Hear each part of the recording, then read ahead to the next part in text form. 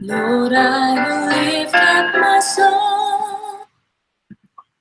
I will praise your name. I will praise your name. When times are weak and low, I will praise your name. I will praise your name. Though darkness falls all around, I will praise your name. I will praise your name. If I forget what I found, I will praise your name. I will praise your name. For you are faithful. Lord, you lift my head. You're my provider. You're my strength and joy. I trust you, Lord. I worship you. I love you, Lord.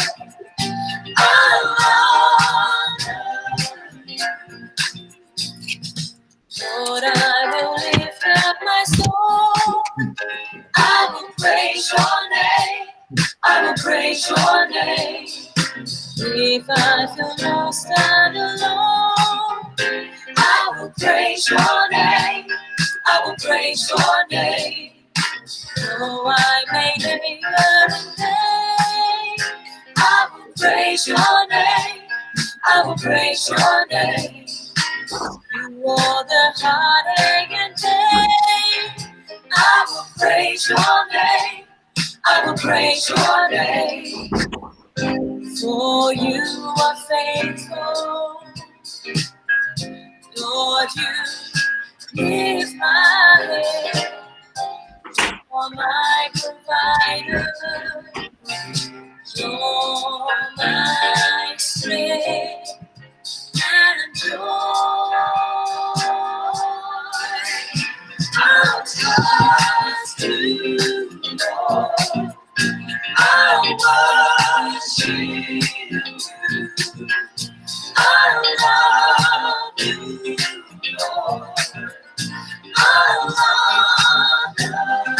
trust you, Lord.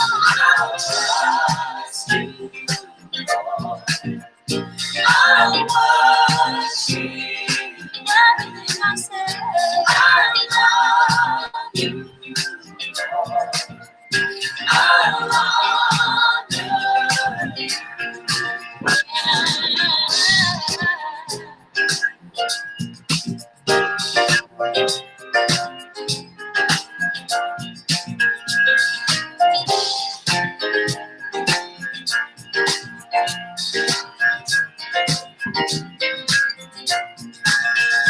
I'll trust, never let me go. I'll worship, never let me down. I'll love, never love you. I'll honor, I'll trust every hour, every day. That's why I worship you. I'll praise you, Lord.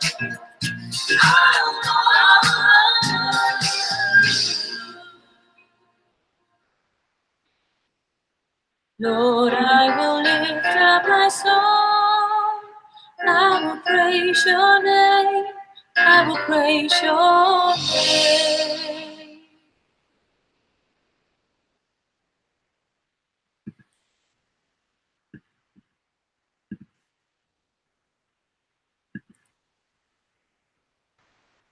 Good evening. I hope everyone is well. I hope you can hear us and hear me and see me at this stage. Thanks for making time for us on another live stream. Let me just quickly say hi to Jay Smith. We've got Jay Smith who is joining us from all the way from the London. Hello, Jay. Hello, Hatun. You're right. I'm not in America at the moment. I'm here in London.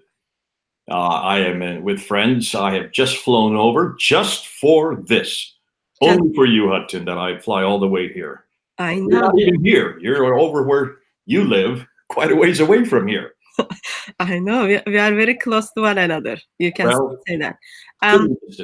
Can I just get a quick confirmation that you are giving permission to be recorded on this live stream? Absolutely. Okay, good. So now we've done the business. How are you doing, Jay? How was your day? Well, doing pretty good. At least you have some good weather here. No rain. I was quite expecting to be cloudy. It wasn't even that. You have sunshine. So I'm ready to go. So what have you done today? Today, I did some research. I did some filming. Yesterday, I did a whole day of filming with Fander. And so now I am all talked out. I hope my voice will be able to hold up for the rest of the session. We need that voice. For tonight, yes. Tonight, we are going to look at couple of claims Muslim makes, especially Dawa teams, make around mainly when they engage with non-Muslims. And then we've got Jay Smith, who's gonna share his expertise with us on the topic. But before that, let me show you something. Jay? Yeah. Today was Bali's birthday. Look how cute she is. She's getting older. So today it was her birthday. Anyway, that was just fun part of the introduction. So let me just set up the principles for us all as we start our live stream. Those of you who are joining us on the chat, can I gently encourage you to please keep your comments nice, kindly, respectful to one another. And the topic we are discussing is Muhammad's engagement with the people of the book, but mainly with the Jews. So therefore, we would expect questions to be asked to Jay is on the topic. So how did Muhammad deal with Jews, and what is the implications of that today, or how Muhammad dealt with the people of the book? If anyone wants to ask any question on the topic, the way you can get our attention is to put @ in front of DCCI Ministries. So I will be looking at those messages, and I will try to kind of keep eye on as much as I can. It's like another different skill, you need to have it. And then I will be bringing up the questions to Jay, the ones on the topic. So don't spend your time on the chat doing heckling or harassing on the different topics. Our topic is how Muhammad engaged with the Jews in his time, and what is the implications of that today to the world. On that note, Jay, do you want to bring up any principles before we start so that people know what to do? Oh, also, our Skype is open, so you can get hold on us through Skype as DCCI Ministries on the condition that you will be discussing the topic. It's not the condition that you are going to bring your personal feelings to the live stream, but on the condition that you will be sharing your thoughts, your comments on the topic. I would echo you on this, Hatun. I think too often what tends to happen on these type of live streams is that people have another agenda, and they want to bring that agenda because they know that they can make contact with us. The problem is what's happening right now, and will happen for the next hour and a half or so, is not just for this time period. It's going to be housed up on your site, DCCI site, and on Fander Films for perpetuity, which means it'll be up there forever. And therefore, we are taking on this particular problem, this particular topic, where people from years from now can go back and look and see how we answer it. So we're not interested in talking about other topics. That's not what this time is for. This time is dedicated strictly about concerning Muhammad and how he treated the Jews. And we're going to look at the 3 Jewish tribes in Medina. And then we're going to look at how that therefore becomes a model for later periods and possibly even as a model for today. So if people have other objections, if they have other questions, or if they want to talk about other things, that's fine. You can put it up in the chat. But I don't think we as a group, and certainly you won't, Hatun, you're not going to bring them into the chat if they're trying to change the subject. If you have a question concerning what we're saying, if we've said something that doesn't make sense and you want us to repeat it, if we've said something you disagree with on this topic, fine, get in touch with us.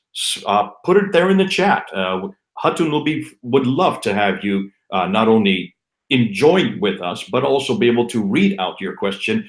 And if it's a question to me or to Hatun, please send it on. But do not try to get us off subject, because this is not what this hour is for. This is not what this time is for. Yep. And also, we stand for the freedom of speech.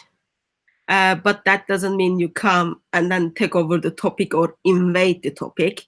You come and express your freedom of speech, and it gives you a chance to rebuttal what Jay is saying or what I am saying.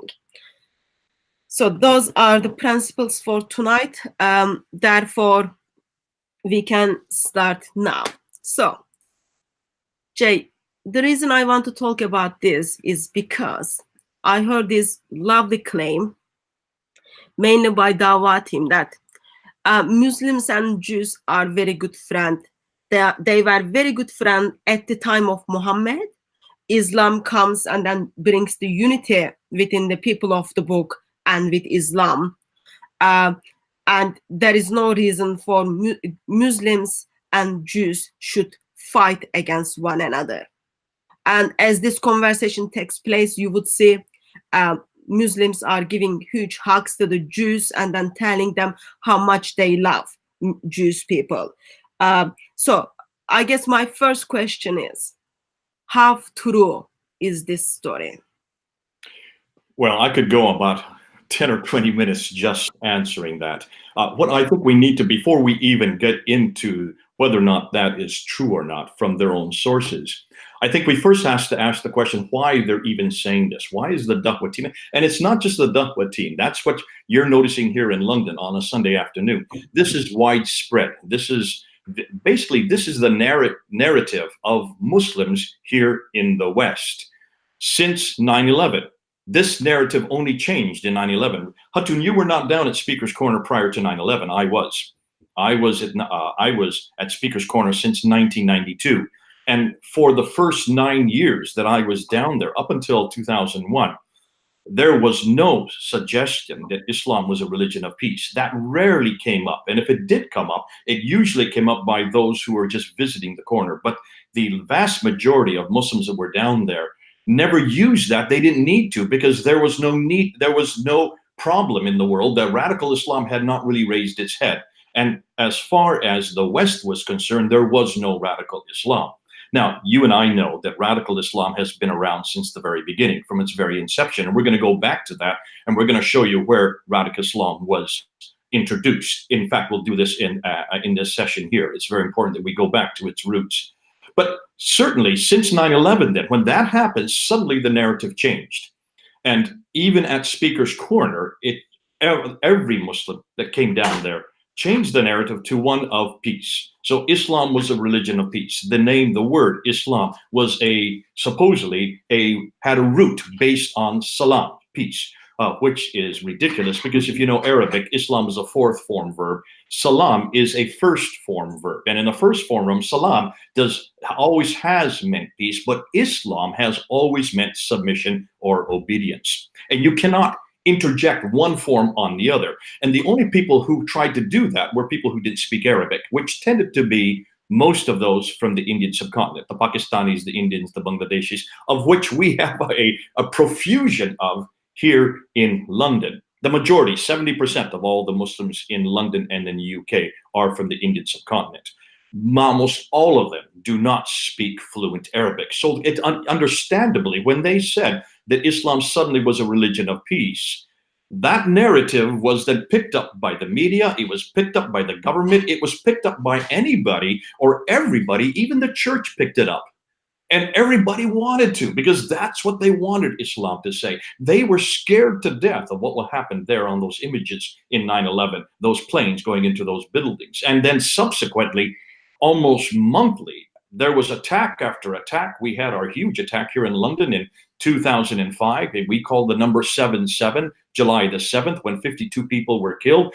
And even more so, the narrative it became almost an obsession by the government, an obsession by Muslims who lived here, and an obsession by the church. You name it, the media picked it up that Islam had to remain a religion of peace. So when now the Dawah team comes to you on a Sunday afternoon, and there is right now going on in your own government within the Labour Party a anti-Semitic thread that is embarrassing the Labour Party, you can then understand why everybody wants to make sure that they have this peace with Israel and peace with Jews.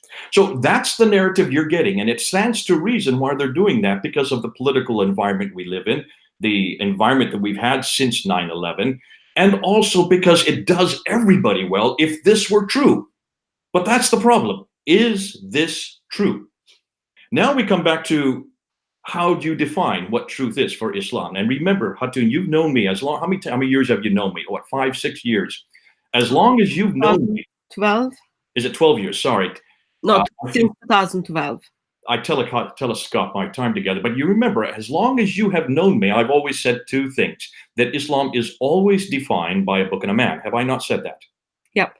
And you have I ever changed that? No, you still say that. And now Muslim wants to say that too.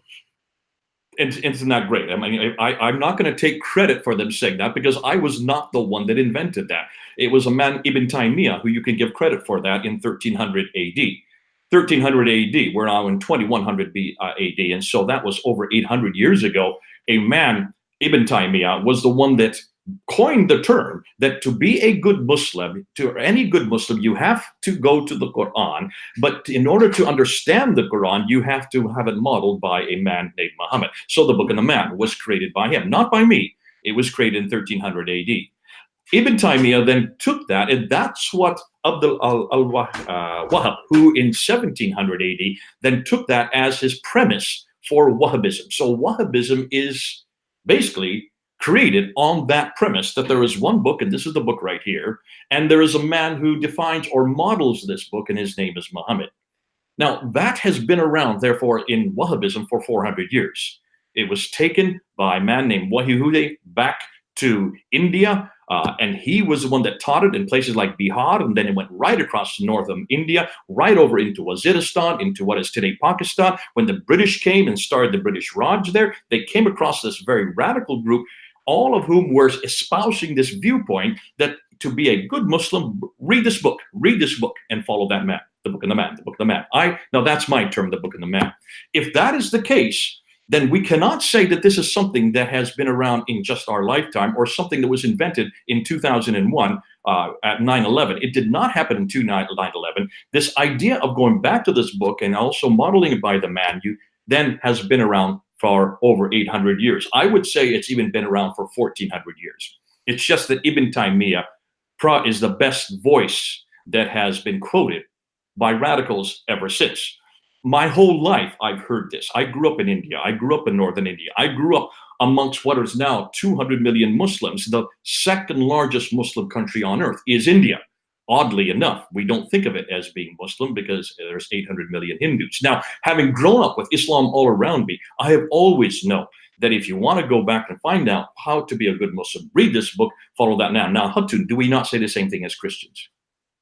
Yeah, and also when we look at the Quran itself, Quran itself says you must obey Allah and His Messenger. So Always therefore, Allah and Allah His Messenger. confirms the book and the man. There it is. So Allah and His Messenger, of course, the Quran starts from that premise. And that's why if we're going to have a discussion tonight, we don't go and ask what the Dawah team believes, or even what some pundit on BBC says, or some MP in the House of Commons says, or even what a politician in America says. We don't go to any of them. What we do is we go back to that book. We go back to what Islam has always stood for. So because of that, what I want to do tonight, and what we need to do tonight, is go back to that book. And we need to go back to those traditions, because to know what the man says, we need to go back to those that speak about the man. And the way to do that, we need to go to the Sira. We need to go to the Hadith. Those two especially, because that's the biography of Muhammad, then it's also the sayings of Muhammad. Beyond that, though, we then need to go to the Sharia law, and we need to see what fiqh, the schools of law, say. And then we need to look and see historically what has happened historically as concerning this event, the event of the Jews, and see what has happened historically with the Jews since 1400. But more than that, let's see what happened with the Jews even at the time of Muhammad. So if we're going to go back to Muhammad, we have to go back to the Siratul Rasulullah. We need to go back to that document that was written by Ibn Hisham. And we need to look at particularly the 3 Jewish tribes living in Medina, because that's the first place that we get this relationship between Muhammad and the Jews. Now that is referred to, and that's specifically referred to in the Quran in chapter 33, verse 26 and 27 of the Quran itself. So that's Surah 33, ayah 26 and ayah 27. But it says very little. There's hardly anything. In fact, I'll read it right now. Do you want to go to the Quran right now, or do you want to do something first? Let me just get my Quran. Okay, while she's getting her Quran, I'll go ahead. And if those of you who are listening, if you have your own Qurans, which I know you all do, especially you Muslims, you better have your Quran, because this is what you need to go back to. You need to go to chapter 33 and start with verse 26. Jay, before we read the verse, can you just express the importance of the sources we are getting? Because we are not getting those, what happened to the 3 Jewish tribes from 7th century or from 8th century, but much, much, much later. Therefore, there is a historical importance of that. We are not going to touch that, but just beware, we are reading what Muhammad did, Okay. approximately 200 years after people wrote it down. And I think we need to also cross this hurdle first. Maybe before we even get into the traditional account, why don't we talk about the historical problems? That's very good, Hatun, that you brought that up. Historically speaking, we have a real problem here, and Hatun has broached it, and she's very correct. When you want to find out what Muhammad said and did, there's nobody from the lifetime of Muhammad who actually ever talked about what he said and did. Unlike Jesus Christ, we know pretty much what Jesus said and did because we have eyewitness accounts. We have John, we have Matthew, who were right with Jesus for the last 3 years of his ministry. They wrote what they saw and they wrote what they heard. We have Luke and Mark, who got it from the eyewitnesses. So we have 4 accounts of what Jesus said and did within 40 to 60 years of his death. They were all still living when they wrote their accounts. Even John, the last to write his down, did it through a scribe around 90 AD. Jesus died in 33 AD. So we can pretty well trust what Jesus said and did in those 4 accounts. That does not exist with Islam. Islam, there is no reference. There's no eyewitness account that we can go to, which is a real problem for historians. Because where we do go to, and this is really odd, why should, you would ask, it should exist because we're talking about the 7th century, and we're not talking about people who were oppressed. We're not talking about people who had to flee for their lives. We're talking about Arabs who actually controlled the entire area of that part. Since 652, they controlled Basra, Baghdad, Damascus, Jerusalem, and Cairo. The 5 great cities of the Levant were under their control. By the time that the Quran was finally written down, 691 or 7, moving into the 8th century, they controlled all the land from Spain all the way into India. That whole swath of land was under their control and has always remained under their control ever since, except for Jerusalem. For 1400 years, they've always maintained control. from the mid-7th century all the way up until today. So there's no reason why we shouldn't have been able to find anybody who could write down what this man said. So why was nothing written down during his lifetime? Not even the Quran was written down during his lifetime. Why is it we don't have any biography of him from the same century he lived? Did I say the same century? What about the century afterwards? Even the century that follows it, there's nothing written down about Muhammad. No biography. The first reference that we're told of, the first person who wrote down the biography of Muhammad is a man named Ibn Ishaq. But he died in 765. Muhammad died in 632. So even his account is 130 years after the fact. That's the first biography we have of Muhammad. Now, that's a huge question, and that's an enormous embarrassment for Muslims today. Because if everything they're to do is to be modeled on this man, and this man is to be the paradigm for all of Islam, then why in the world did no one write down who he was or what he did so that people could know and model what was going on? What the problem even gets worse than that, because we don't even have Ibn Ishaq's material. None of it. Nothing has remained extant, which either shows an awful lot of ineptitude, or there just was no reason, or they didn't want it to be retained. What we do know is that a man named Ibn Hisham, who died in 833, so now we're going into the 9th century, it is he who that first wrote down what he liked of Ibn Ishaq and threw away what he didn't like. So all we have is what he considered to be authentic, though he was writing 200 years after the fact. Can you see the problem immediately, Hatun? What's difficult? Can you see why we're bringing this up? Yeah, it is called Miracle of Islam. While Islam was in the power, while Muhammad had authority, while all the caliphs had authority, still today we don't have Muhammad's Quran, let alone we don't have Muhammad's biography from eyewitnesses. It says a lot about insecurity of Islam. And then we go to the next genre, which is the hadith, which is even worse. That's an enormous jug you're drinking out of. My goodness, have you gone up in the world? I've never seen one that big. That's almost what, 2-3 liters? Jay. I've never seen you drink out of such a huge. Put yourself on so everybody can see what you're drinking out of. It's okay. Now, tell them what I'm drinking out of. This is what I'm drinking out of. Now, I need to remember that intentionally, I have someone called Living Water who offers me eternal life, Lord Jesus Christ. So as I drink from the big water bottles, I am reminded that today I am here because of his grace. So it's good to drink from the big water bottles, but not personal. Are you suggesting, therefore, that I don't need to be reminded, but you do need to be reminded? We all need to be reminded, but sometimes it is good to be intentional to be reminded. And yeah, so every time when I drink water, I praise God for the life he's giving to me and eternal life he offered me. So it's okay. That's a huge bottle for a very small girl. Okay, let's get back to the hadith, because now we're talking about the hadith. We're now referring to the sayings of the Prophet Muhammad. When you look at the sayings of the Prophet Muhammad, which are much larger in detail than the Sirah. The Siratu Rasulullah is not that extensive. There's not too much that we can do on how we're to live today. But the hadith are. And you have Al-Bukhari, who is the first to write it down. Now, he died in 870. So look at your dates. That's 240 years after the fact. He writes down the first genre, the first compilation of what we know as the hadith. There's others that write after him, like Sahih Muslim, Ibn Dawud, Tirmidhi, and others. But they all come after 870.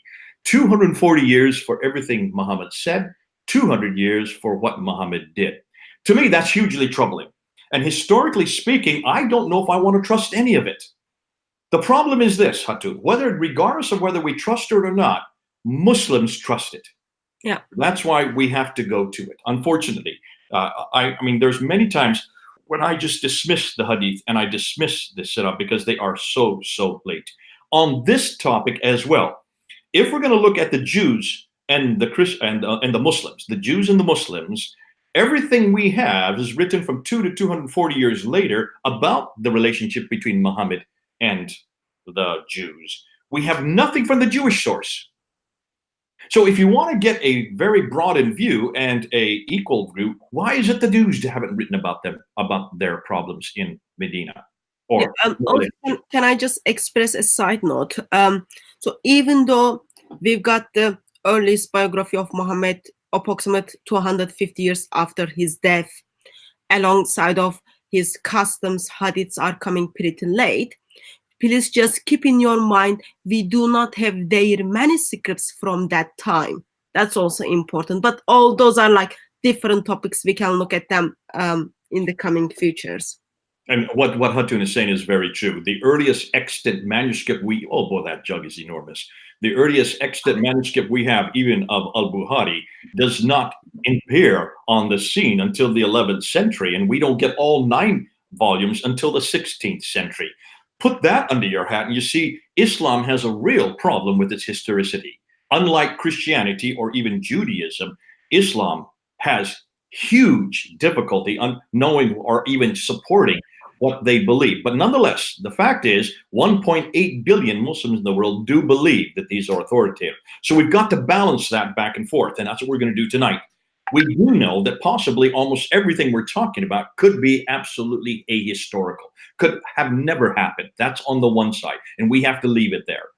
On the other side, Muslims who are going to act today are going to act as if that was true. They're going to act as if that is the model. They're going to act as if that's what Muhammad did with the Jews back in Medina, the Banu Qaynuka, the Banu Nadir, and the Banu Quraiyza family. So knowing that, we're then going to have to, on this side, say, well, then what are we going to do as those who are Jews or who are not Jews? What are we going to do with what Muhammad did? And how is that going to apply to us today?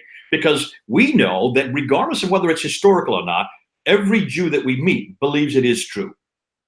And that's where it gets dangerous. And that's where we need to bring. This is why this is going to be hugely contentious. We do know we're going to be stepping on the toes of Muslims tonight. I'm sorry, but we have to go back to your own traditions. We've got to go back to your Qur'an. We've got to go back to the Sira. We've got to go back to the Hadith.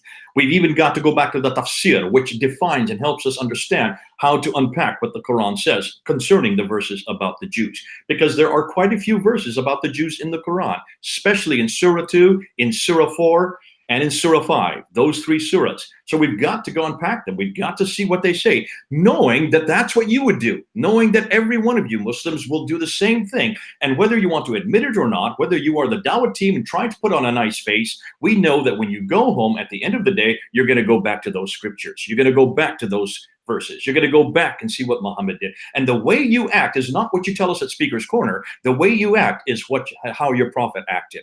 That's why we've got to unpack this material, and we've got to help those who are watching to realize what we're up against.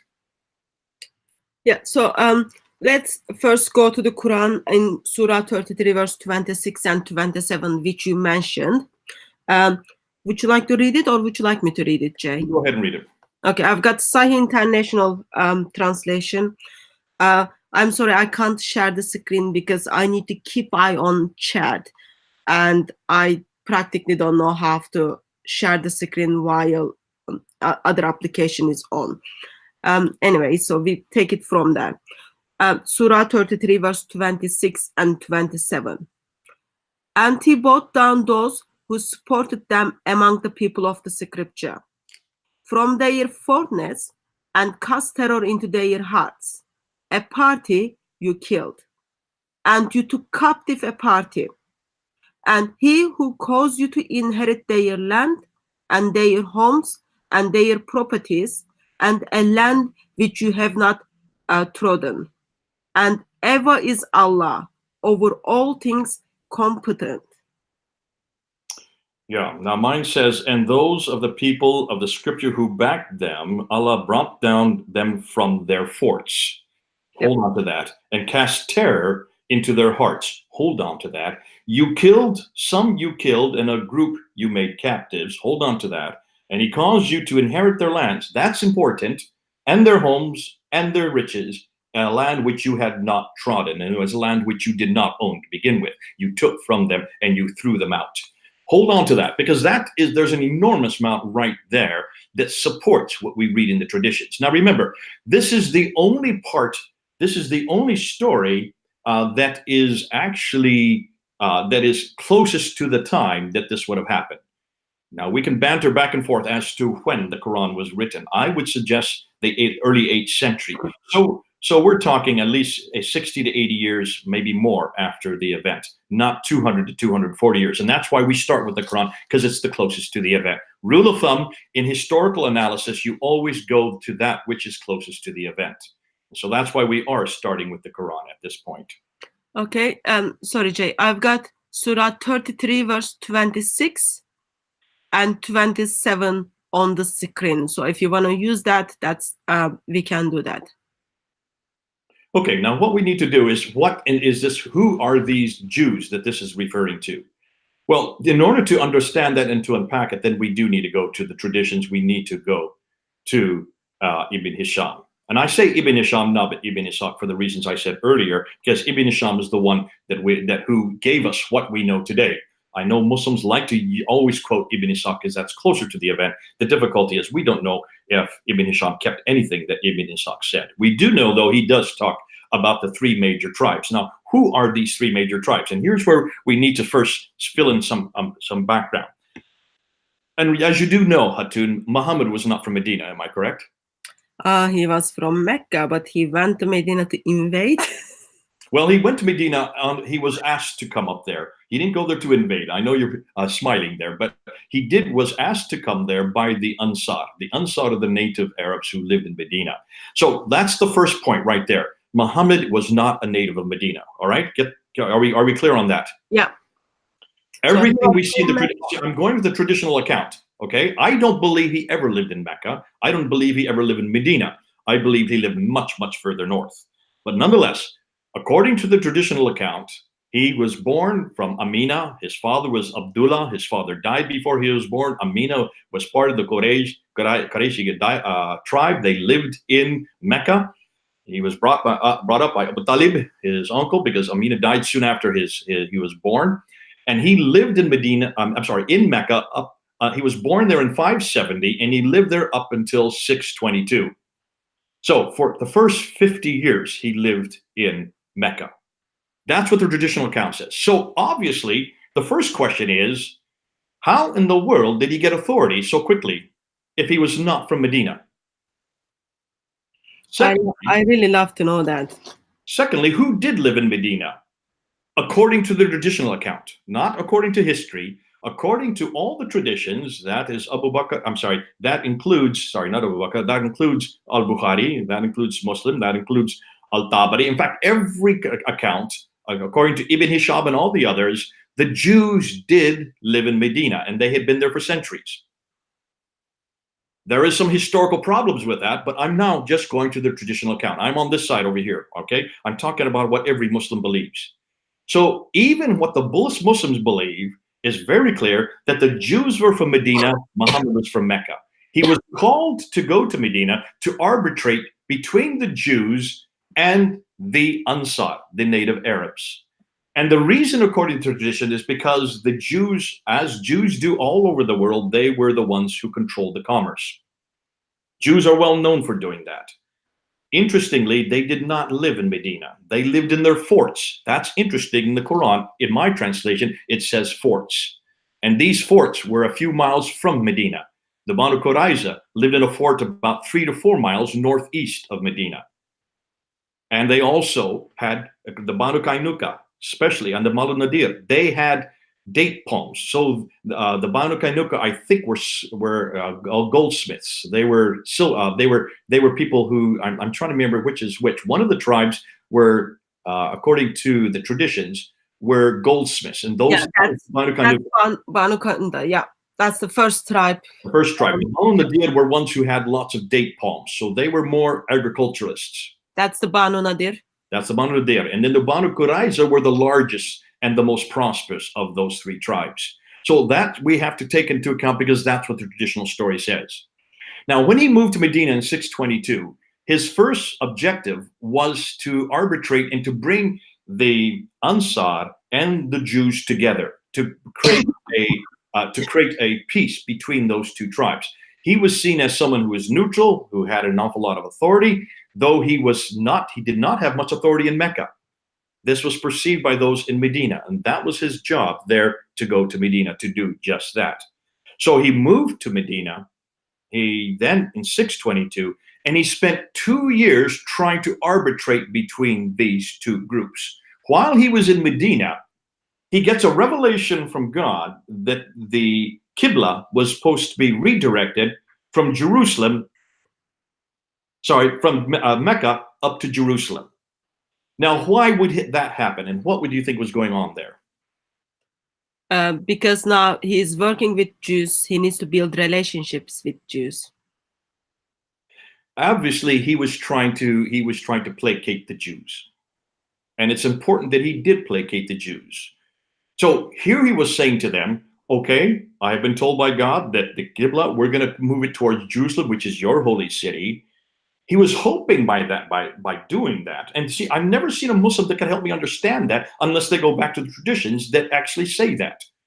Because any Muslim that says that there was that this was something that God just did ex nihilo, it would not make any sense. There is obviously, the reason was to placate, to come alongside and to show the Jews that he a good measure. So that happened for 2 years. It's obvious that after 2 years, the relationship did not work out. Because then in chapter 2 of the Quran, verse 145 to 149, the Qibla is then redirected back down to Mecca. It doesn't say Mecca. It says the Al-Haram, that's right, which is Muslims believe today was Mecca. As we've said many times before, Mecca is never referred to except for once, and that's in chapter 48, verse 24 in the Quran. So you have this movement of the Qibla, which seems to signify this relationship that was good and then deteriorated with the Jews within 2 years. Are you following that? Yeah. So 2 years they had happy relationship with Banu Qaynuka. Can you pronounce that for me? The Banu Qaynuka? Banu Qaynuka, yeah. So what went wrong in 624 that suddenly they had to leave Medina, which was their own home, where they lived, where they put their family together? Well, there was an altercation that happened with a woman in a goldsmith shop. There was a woman who had come to a goldsmith shop and had been teased by some young boys, and they pulled up her dress. And the goldsmith, according to the tradition, put the table on the bottom of her dress. So when she leapt up to yell at them, her dress came off. And of course, this caused such a huge amount of anger that a Muslim attacked the Jewish goldsmith and killed him.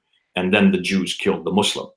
And of course, this then was brought to Muhammad's attention, and Muhammad then extricated and had them leave. They had to flee. They were thrown out to go to the north. Now, where they went to, some say Khaybar, some say Fadar. We don't know exactly because it doesn't say which city they were sent to. We do know it was to the north. We do know that the second tribe, the Nadir, was sent up to Khaybar. Yeah, so sorry, let me just get the first tribe correctly. So there is a Muslim woman in the marketplace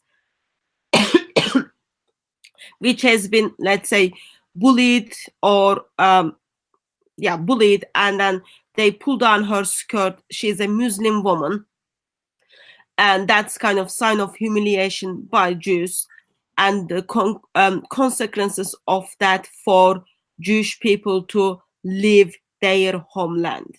Is that correct understanding? Yeah, and what's fascinating is the first person who get killed was the goldsmith. Isn't that interesting? And so then the Muslim who killed the goldsmith for causing the woman to be embarrassed, he then gets killed, and yet the Jews are the ones who then have to leave the city. So am I right to remember there is a Quranic verses which talks about actually bear off the burden, I cannot carry the burden of others. So if it was only a couple of individuals who were responsible for this action, why all of the Jewish tribe needed to leave their hometown? Yeah, there are two verses that refer to that. One is in chapter 6, verse 164, and the other one is in chapter 53, verse 38. That is, nobody can take on the guilt of another. Nobody can bear the guilt of another, which, as you're saying, goes against exactly what happened here. For the sin of one Jew, obviously not the sin of one Muslim. Did you notice that? The first one to kill somebody was a Muslim. Yet the Jews, the entire tribe, has to pay the guilt of this one Jew. Yeah. So there's the first time that theological precept is contradicted. Okay? So now Jews had to leave their hometown. As they left, were they able to take all of their belongings with them? No, only what they could carry. Okay. What happened to their belongings? It all went to the Muslims. It remained with Muhammad and his followers. Why? It became their property. But remember, that's also in the Quran. Let's go back and let's remember chapter 33, verse 27.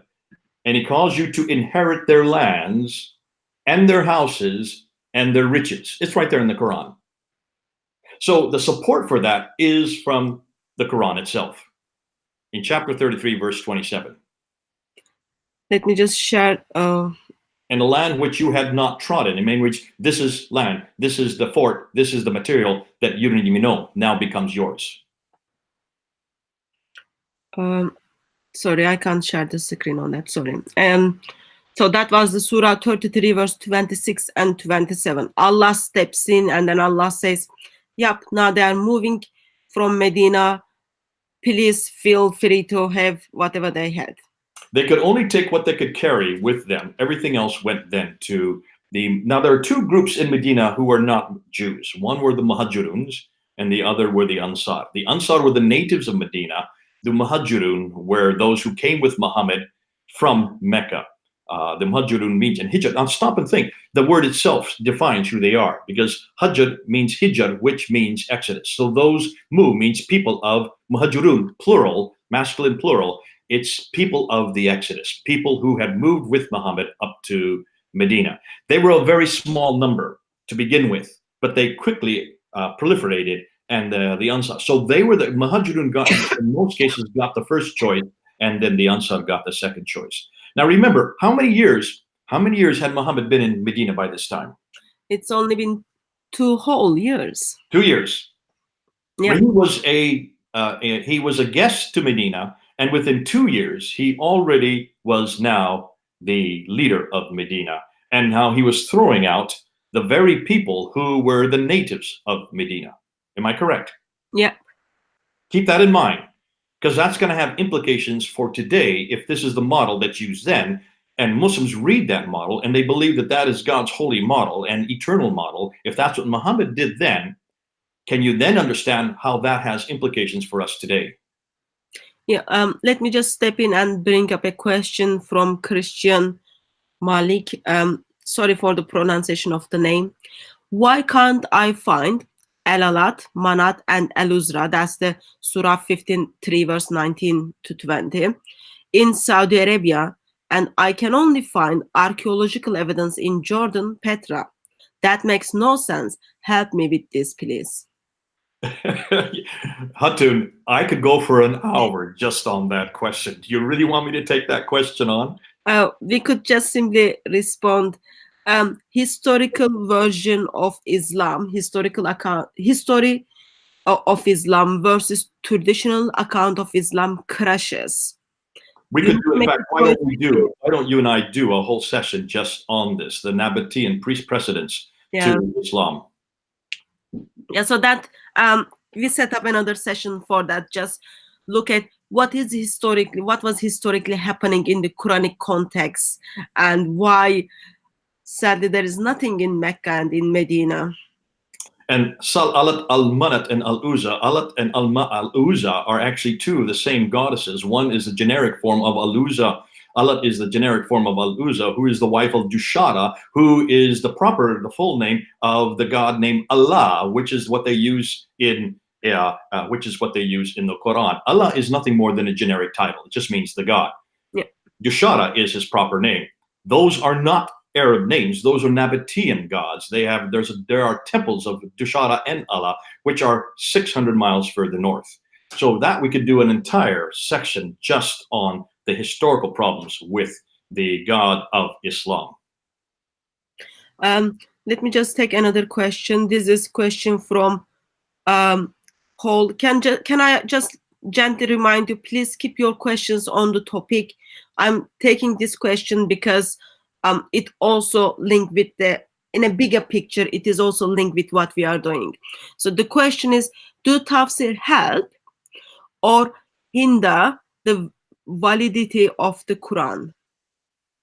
Absolutely hinders. This is a real problem, and this is why we have not even broached the historical problems with Jews living in Medina. There is no historical, and we can't find any reference to any Jews living in Medina. And of course, we wouldn't find any reference to Jews living in Mecca, because there is no reference to Mecca until 741 AD, a good 100 years later. If you don't have a reference to a city called Mecca for 100 years after Muhammad's death, if it's not on any map until till 900 AD, that's the 10th century, then you've got a real problem with everything the Quran says, because it looks like everything we see in the Quran, all the geographical locations in the Quran are about 600 miles further north. But nonetheless, we're not really getting into that tonight. The historical problems are enormous. The historical problems are immense. And this, I think, eventually will be the downfall of the authenticity of the Quran. But that's for another session, for another time, for another date. Yeah. And also, because tafsir is there to put together what Allah failed to express or what Muhammad failed to express, then tafsir steps in and then gives us the backgrounds, which is not very trustworthy, but that's what Muslims believe. Okay, let me just summarize the first tribe, what I understood, and you correct me if my understanding is not correct, Jay. So first tribe, soon after Muhammad moved to Medina, 2 years after he moved to Medina, in the marketplace, there was something happened. A woman's dress was pulled down. Therefore, all of the tribe had to deal with the consequences of this by only taking whatever they can carry and leaving the home they've been grown up. Is that correct? That's correct. Mal, can I say one more thing? Yeah. Can you understand now what we do know about the goldsmiths, and we do see from the traditions that these goldsmiths also were well armed. Being goldsmiths, they were the ones that made all the armory. And we do know, according to the traditions, that they had 700 men that they could call upon at any time. We also know that of the 700 men, they also had about 400 that were armed. The Banu Qaynuka could field 700 men, and 400 of them would be armed at any one time. They by far were the strongest of any opposition to Muhammad. Can you then see why Muhammad would have taken any situation to make sure that this tribe was got rid of almost immediately? This would be his first biggest competition. So if you are a strategist coming to Medina and you realize that your biggest threat would be this group because of what they do and because of how many men they could field, and also because how many of those men could be armed, you want to use anything to your advantage. So it's obvious, even within the traditions, that they had to come up. Would have had to, even though they would have had this. This is the story they give. They would have had to have some reason why he could then attack them. And of course, it was very convenient to have this woman who was abused in the marketplace. Prerequisite for the whole group to be expelled. And as you noted, for one woman, one person to be killed, than to take the entire tribe and throw them out on that one incident goes against even what scripture says. It goes against chapter 6, 164. It goes against chapter 53, verse 38.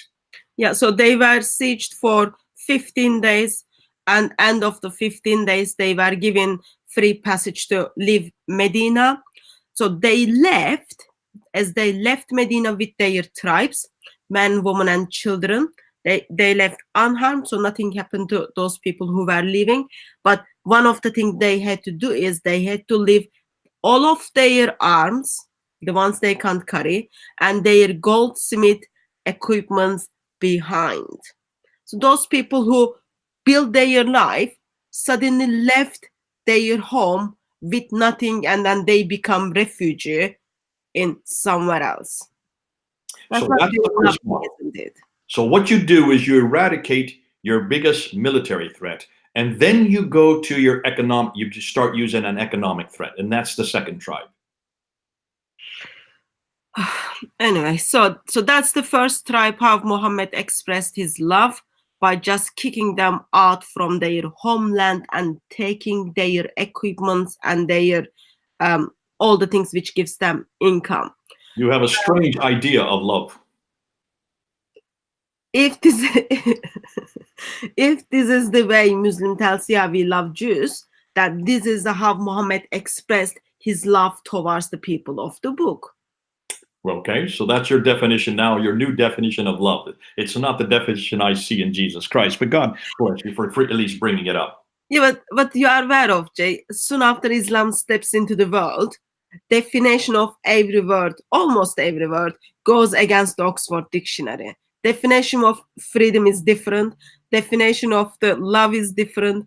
Definition of mercy is very different according to Islam.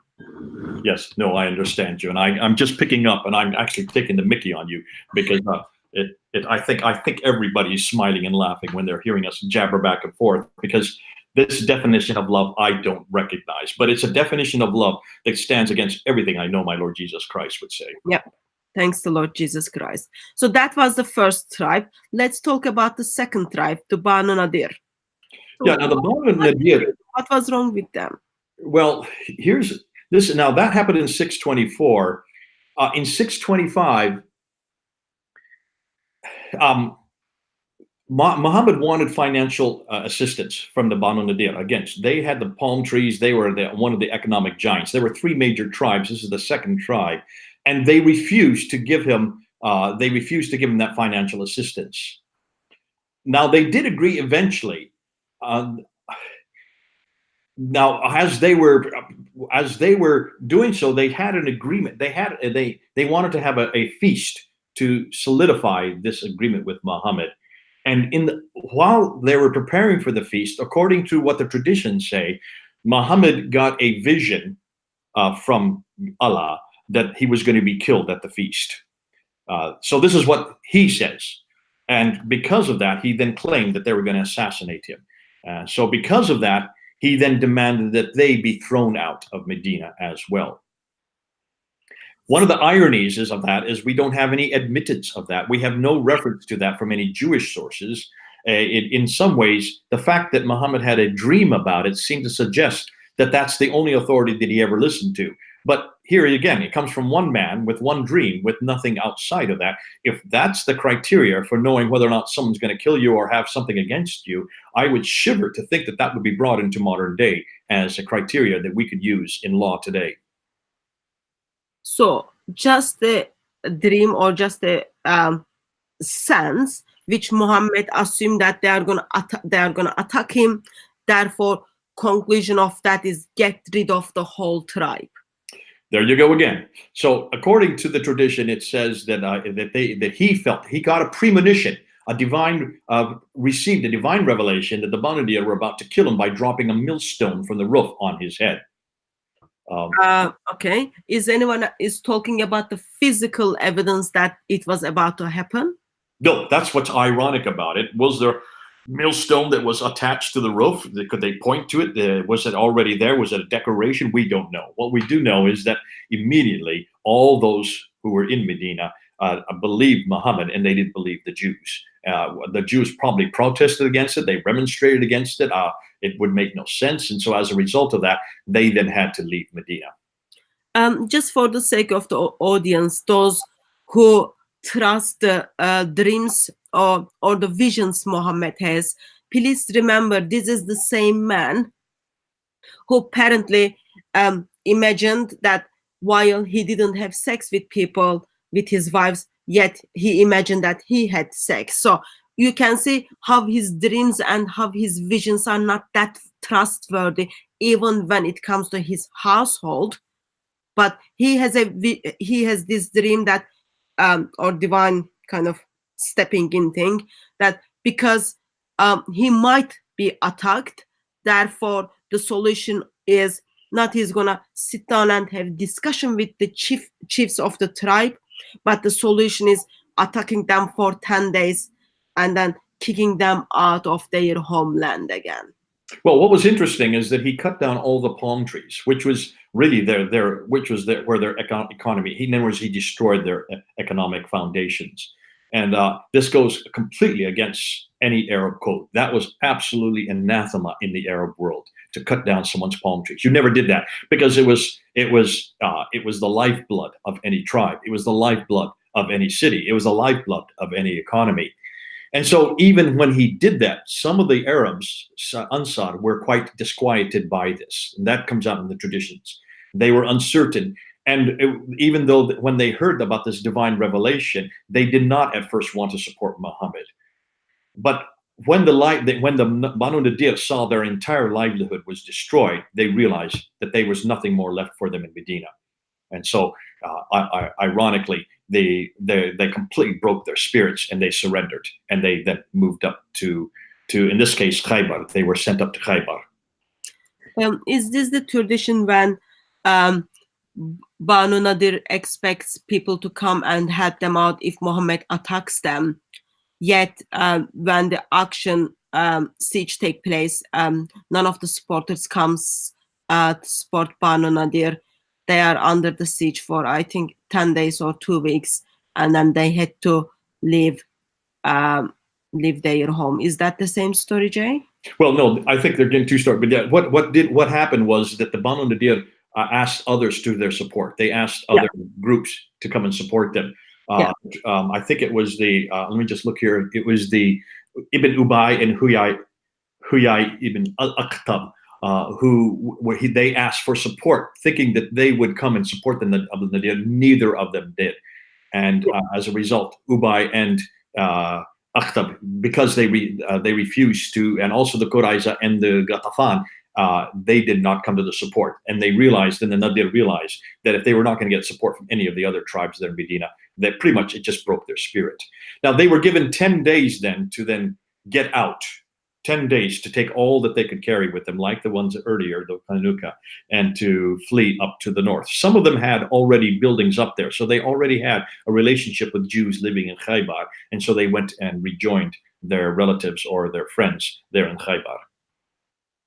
So it's not only Muhammad kicked them out from their home, also Muhammad let them to live as poor as those people can be, because they had their own livestock, they had their own lives, but now they had to move somewhere else to build life from the start without even having anything to go for with it.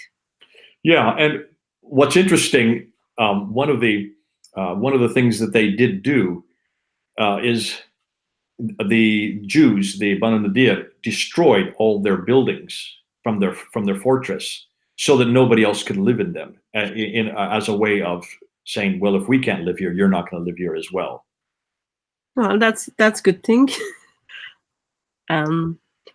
Okay, so now that was. Let me say one more thing. In the hadith, which is the sayings of the Prophet, this story is referred to. What's interesting, that in the hadith there's no reference about an attempted assassination, nor of any breach by the Nadir of any agreement. Isn't that interesting? Well, that says a lot about the visions Muhammad have, and then tradition adds in to justify what they did to people. So it's in the Sira, but it's not in the hadith. So even there you have contradiction. Yeah. Fascinating. So even the traditional account of Islam, which is written by Muslims as a biased, contradicts one another. The Quran doesn't talk about it, which is another irony, because if the Quran is so close to the event, why didn't the Quran refer to this? Oh, that's called World of Islam. So Muhammad moved to Medina in 622. By that time, there were 3 big tribes. and we are only in 620, still 624s, and now This is 625. Yeah. 625 is Banu Nadir, 624 is the Banu Qaynuka. Yeah, sorry. We are in 625, 3 years after Muhammad is in Medina, and he already got rid of the 2 Jewish tribes. So how was life after that? So what happened to the other Jewish tribes in the Well, there were small tribes, and there were individual Jews, but there were 3 major Jewish tribes who controlled the economy: the Banu Qaynuka, the Banu Nadir, and then a 3rd tribe, the largest and most significant, the Banu Quraiyza. Yeah. So what happened to them? Well, this happens. What's fascinating, what's interesting is that in every one of these expulsions happens after a great battle. The first one happened after the Battle of Badr, which Muhammad won. And when he came back from the Battle of Badr, he then blamed the Jews for not supporting him at that time in the Banu Qaynuka family. In 625, it happened after Battle of Uhud. Now, if you know your history, traditional history, what the traditions tell us, the Battle of Uhud went against Muhammad. Tragically against, in fact, he was almost killed. He was wounded, gravely wounded, and he had to retreat back to Medina. He was angered because the Banu Nadir and the Banu Quraiyza did not support him in that battle. And according to traditions, that was the reason why he then turned on the Banu Nadir.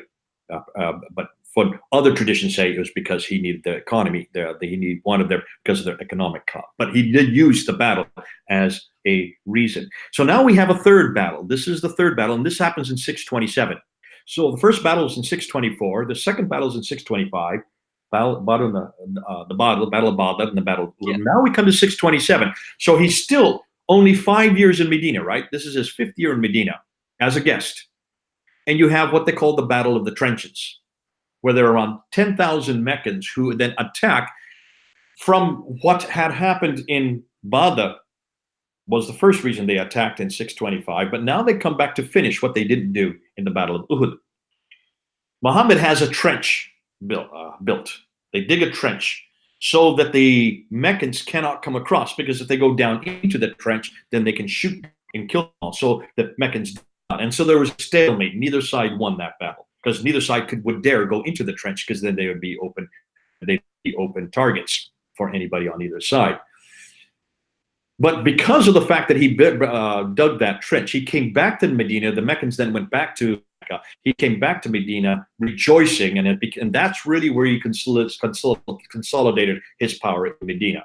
It was because of his cleverness, because the fact that nobody was killed. It was because of the fact that he won. He claimed that he won. He didn't really win. Nobody won. But the fact that he didn't lose, like he had at Uhud in 625, he then was seen as the hero, and he consolidated his power. That's when he then turned his eyes towards the Banu Quraiyza. Now, what's fascinating, according to the traditions, the Quraiyza Jews actually helped him in digging the trench. So they were allies with him. Helped him. But there were 7 Jews who allied themselves with Ibn Hisham even refers to he gives the names of the 7 Jews of the Banu Quraiyza who then aided the Meccans. And because of those 7, Muhammad then attacks the Banu Quraiyza, attacks their fortress, which is about 4 miles northeast of Medina. Okay, sorry, let me just get this right. It is 7 people who are choosing to not help Muhammad, because the choices of 7 people, whole tribe gets attacked. Well, even on that, what about those who did help Muhammad? Yeah. So what happened? Many more helped Muhammad dig that trench to stop the Meccans from coming up. That was not taken into consideration.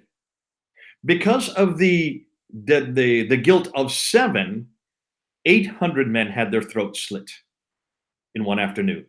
All the women were taken as concubines for his men, and the children were taken as slaves. So can you just picture what I've just said there? 800 men, some say as many as 900, some say as low as 700, between 700 and 900. Most scholars who look at the traditions believe it's around 800. So let's just go with 800 to save off. Anyways, it's multiple hundreds. And that many women would have been taken as slaves, and possibly many more children were taken as concubines for his men in the Ansar, and the others' children were taken as slaves, which means there was no tribe left.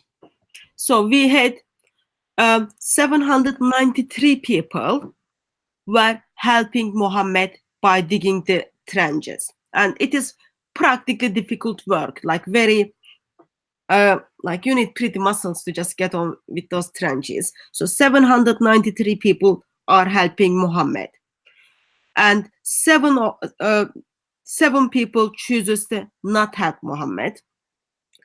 Because of those 7 people, Muhammad gets rid of 800 people. Now, what Muslims will say, and you've heard this, Hatun, they will say, yes, the reason why is because they reneged on their treaty, their agreement with Muhammad, and they always refer to the Treaty of Medina, or there's many different names that are given to it. The Treaty of Medina, or what's the other word that's given to it? The Commendation of Medina. There are many different words that are given to this. Now, what's fascinating to me is you need to look at the Medina Charter. That's the other name that's given, the Medina Charter or the Treaty of Medina. Have you heard about the Treaty of Medina? Yes. Have you read it? Little bit of it. Yes, I have read it. Sorry, I've got it here as well. Have you read the one from Ibn Hisham? No, mine is not from Ibn Hisham. Okay, you need to go to the one that the earliest recording, and that has 47 articles. Yeah. Does yours have 47 articles? No, mine is with all of the treaties Muhammad made in his lifetime. So it's like a very huge book in that one. Okay, well, be careful, because the Muslims have put out their own Treaty of Medina, and it's a very sanitized treaty. Yeah. It's completely reconstructed. It's a 21st century Treaty of Medina. You need to go to the one that comes from Ibn Hisham. Yeah. Now, so tell us what the Ibn Hisham's one says. well, I'm not going to go through all 47, but let me just give you basics. Yeah. I mean, if those, you can go up online, you just go ahead and Google it. Go to Wikipedia. You can go to Wikipedia. You can get it there. And this is the Medina Charter, written in 622. So this is the year that he moved to Medina. This is according to the treaty that he started. Now look how he starts it. In the name of Allah, the compassionate, the merciful. Where does that come from? Qur'an. That's the Fatiha. That's the Al-Rahman Al-Rahim. That's the Shahada. That's the Bismillah that's at the very beginning of the Quran. Okay? It goes with all the verses, but anyway, yeah, with all the chapters of the Quran except Surah 9. So which God is this referring to? He is the compassionate one, the merciful one. Is that your God? That's not the God of Christians. That's not the God of Jews. So would any Jew reading that sign that treaty? If they were Jew, they wouldn't, because they do not see Allah as their God. What does the Bible say very clearly, the name of the God that every Jew believed? Yahweh, Exodus chapter 3. Verse 14 and 15, when Moses wanted to know that name, he asked for that name because he wanted to make sure that when he goes down to Egypt, the Israelites, the Jews there, would recognize what God he represented. Am I not clear? Is that not clear? Yeah, that's clear. So for every Jew from the time, certainly we know before 1400, but at least let's say from 1400 BC, every Jew knew that there was only one name for God that they would ever follow. And remember, every prophet used that name. Every prophet used that name 6,823 times in the Old Testament. Okay? Yeah. By far the most important name for God. Allah is not that name. Can you see them from the very beginning? You can see there's a problem here. And then the first article, this is a document from Muhammad the prophet. Would you accept Muhammad as a prophet? No, because Muhammad goes against Deuteronomy chapter 13, introduces another God. Therefore, Muhammad cannot be identified as the prophet. That's right, because for every Jew, there are 4 criteria that every prophet must follow. First of all, a prophet must come in the prophetic line. Is Muhammad in the prophetic line? No. Does he also, every prophet must do something to prove he's a prophet. What did Muhammad do to convince the Jews that he was a prophet when 3 times in the Quran the Jews asked him to do one of 2 things, either do a miracle or do a prophecy? In every case, did Muhammad do any of those 2? No, Muhammad didn't do any of those. And he said, people did before me, you didn't believe them. You killed them. Not much of a defense. Yeah. Number 3, every prophet, according to the Bible, must confer he must have a revelation, and that revelation must coincide with that which comes before. Does the Bible in the Old Testament coincide with the Quran? No. Oh, in fact, there's so many contradictions you can see. And then number 4, he must be able to speak in God's name. So you can see, even with the first beginning of the treaty and the first article of the treaty, you can see there are problems. No Jew would have even been able to read those first 2 lines and be able to sign that document. And we're not even starting to get it. That's just 1 out of 47. So when you come on down, look at number 14. A believer shall not slay a believer for the sake of an unbeliever, nor shall he and an unbeliever against a believer. Now, what is a believer here? Is a believer a Jew? No, these are not Jews. These are only Muslims.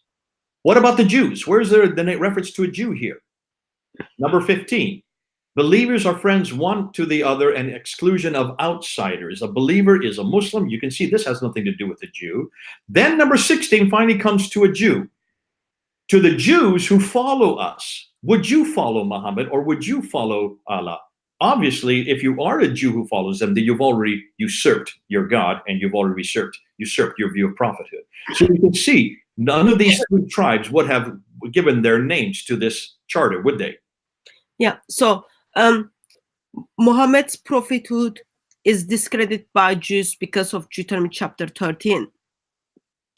And the order which a couple of articles from the covenant which Jay put forward, you can have access to that from earliest writings of Islam as well as online, because there are comments are talking about, so you went to Wikipedia to find those informations. No, those informations comes from the earliest sources of Islam. Do check them out. Make sure you go to Ibn Hisham's. Go to article number 21. Whoever is convicted of killing a believer, notice it doesn't say Jew. It has to be a believer. The believers are always defined as Muslims. And then number 22, to a believer, and it shall not be lawful to a believer who holds by what is this document and believes in Allah and the last days to help the evildoer to shelter him. So here it defines who a believer is. You have to believe in Allah and you have to believe in the last days. Now we know that comes right out of the Quran. That comes out of chapter 9, verse 29.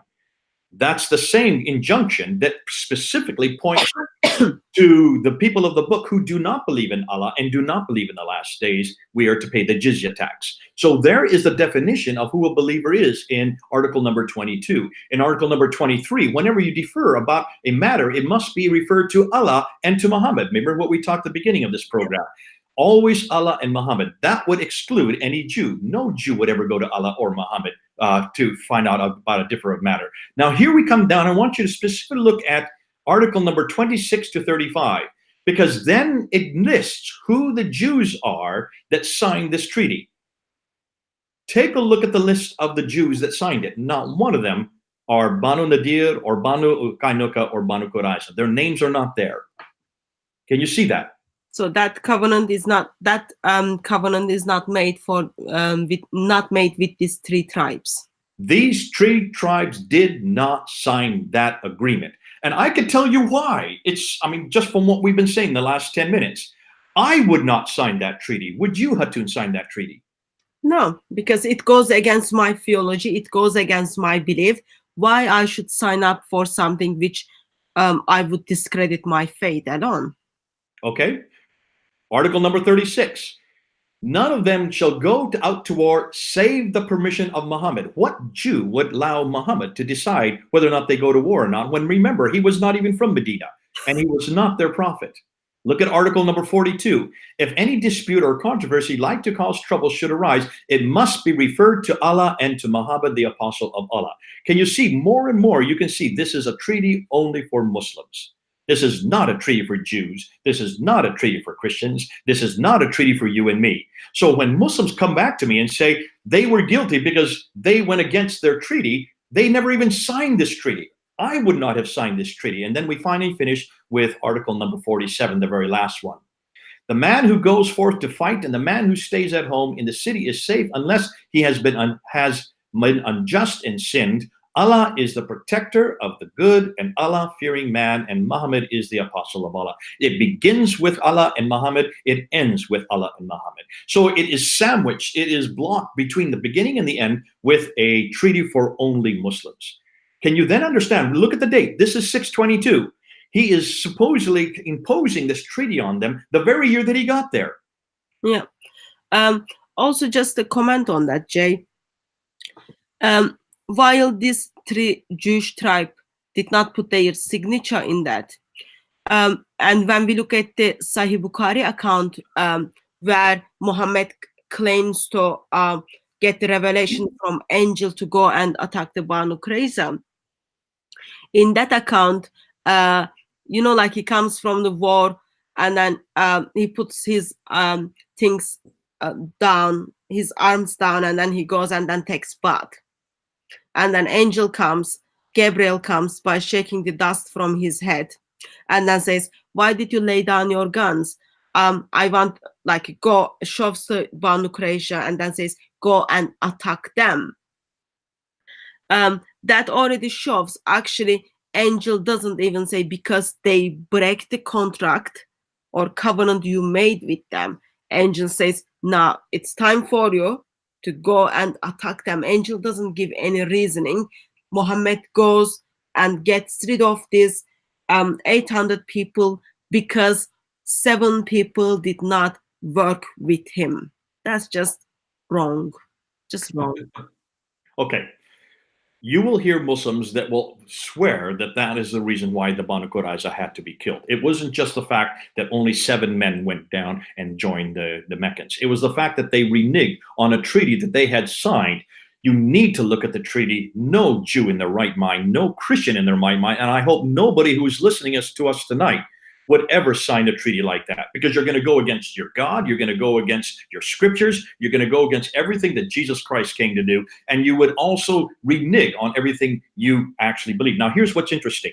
When the Banu Quraiyza were attacked, all the men that were killed, listen to this, the 800 that were killed, the ones who became Muslims were not killed. So it was all about belief. It had nothing to do with they break the contract or anything. It was all about the belief. A few of the Jews did convert to Islam on the spot. They were then let go. They were left to remain in Medina. When you see that, that shows me that this exactly what you're saying, Hatun. This had nothing to do with politics. This had nothing to do with justice. This had everything to do with conversion. And it is saying that also, as if you read the story from Ibn Hisham, it is the same story where Sophia was taken and given to Muhammad as first something, and then when the time went on, she became wife of Muhammad, where she expressed that I hated Muhammad most in my life. So not only kill people, but took their wife of Jewish people themselves as slaves, didn't even give them chance to grieve, didn't even give them chance to just work through what happened to their family, but he was willing to just have sex with them and take them as wife. That's just ugly. Okay, now what's fascinating to me, to kill such a large number, 800 men, the same number of women, possibly, we don't know the exact number, but I'm assuming there are as many women as there were men, to take them as concubines, and then even more numerous children as slaves, is diametrically opposed to what the Quran is saying in chapter 6, verse 164, and chapter 53, verse 38, as you already noted for the Banu Qaynuka and certainly the Banu Nadir. I don't see any reference in the Quran that supports that. Yet this is exactly what Muhammad did. So he does not even follow his own revelation. Now, that to me is absolutely troubling, because I don't know of any prophet in the Bible that would go against his own revelation. I don't know of any prophet that has ever gone against his revelation. Do you? Oh, well, we have Muhammad just turns up and then discredits the revelation he received, goes against his own revelation, takes the life of people, and today 1.84 billion of Muslims are following that man. That's Okay, now you can see that it seemed like if with every one of the Jewish tribes, he got more and more serious. And by the third tribe, within 5 years, he then doesn't even throw them out. He doesn't even send them up to the north. Now, what the Muslims will come back to you on is that the reason he did that is because the Jews themselves, there was a Jew named Aus, a man from the tribe of Aus, who was given the permission to claim judgment on the Jews. The sad thing about that is we don't have any reference to that outside of these traditions. And what's fascinating is was Muhammad asking, did he ask the gentleman of Aus to do this so that he could not be held responsible, knowing that the Quran does not allow him to do what he just did? If that is the case, then why did he do this? He did the same thing with the Banu Qaynuka and the Banu Nadir. He's not consistent there. What we do know, and this is where we need to go next, is that this then was repeated historically right down through the ages. Yeah. Before we move there, can I just bring up a question, couple of questions from the chat? Yeah. So there's a question says, could the story of what Muhammad did to the Jews be made up as a warning to the Christians if they formed a coalition against Muslims, as suggested by Dr. Johannes Jansen? I think that's a brilliant question, and I think that whoever asked that question is. I'm sorry? Question comes from Sneaker's Corner. Speaker's Corner. I would suggest that there is some truth in that because of the fact that we don't have any reference to this until the 9th century. I would suggest that maybe what we're reading in the 9th century is what those in the 9th century wanted to redact back onto Muhammad. And because of that, they are coming up with this, they're coming up with this idea that any Jew or any Christian who stands against Muhammad, they will be treated likewise. They wanted, and remember, if you have a historical situation where you want to eradicate your opposition, you can either do what Muhammad did and get a revelation from God, and how can you oppose God's own revelation? Or you can do what the later Muslims did and get a injunction or a story that supports what you need from Muhammad himself. So whether it's Muhammad getting a revelation from God or the 9th century Muslims getting an example or a model from Muhammad, either way, it gives you the authority then to treat the Jews that you are in contention with. And remember, in the 9th century, the biggest power of the day that certainly against the Muslims would have been the Byzantine Christian power. And of course, the many Jews who were the ones who were many of the Jews who had the commerce even during their day. So you could see that there is a historical precedence for this. Yeah.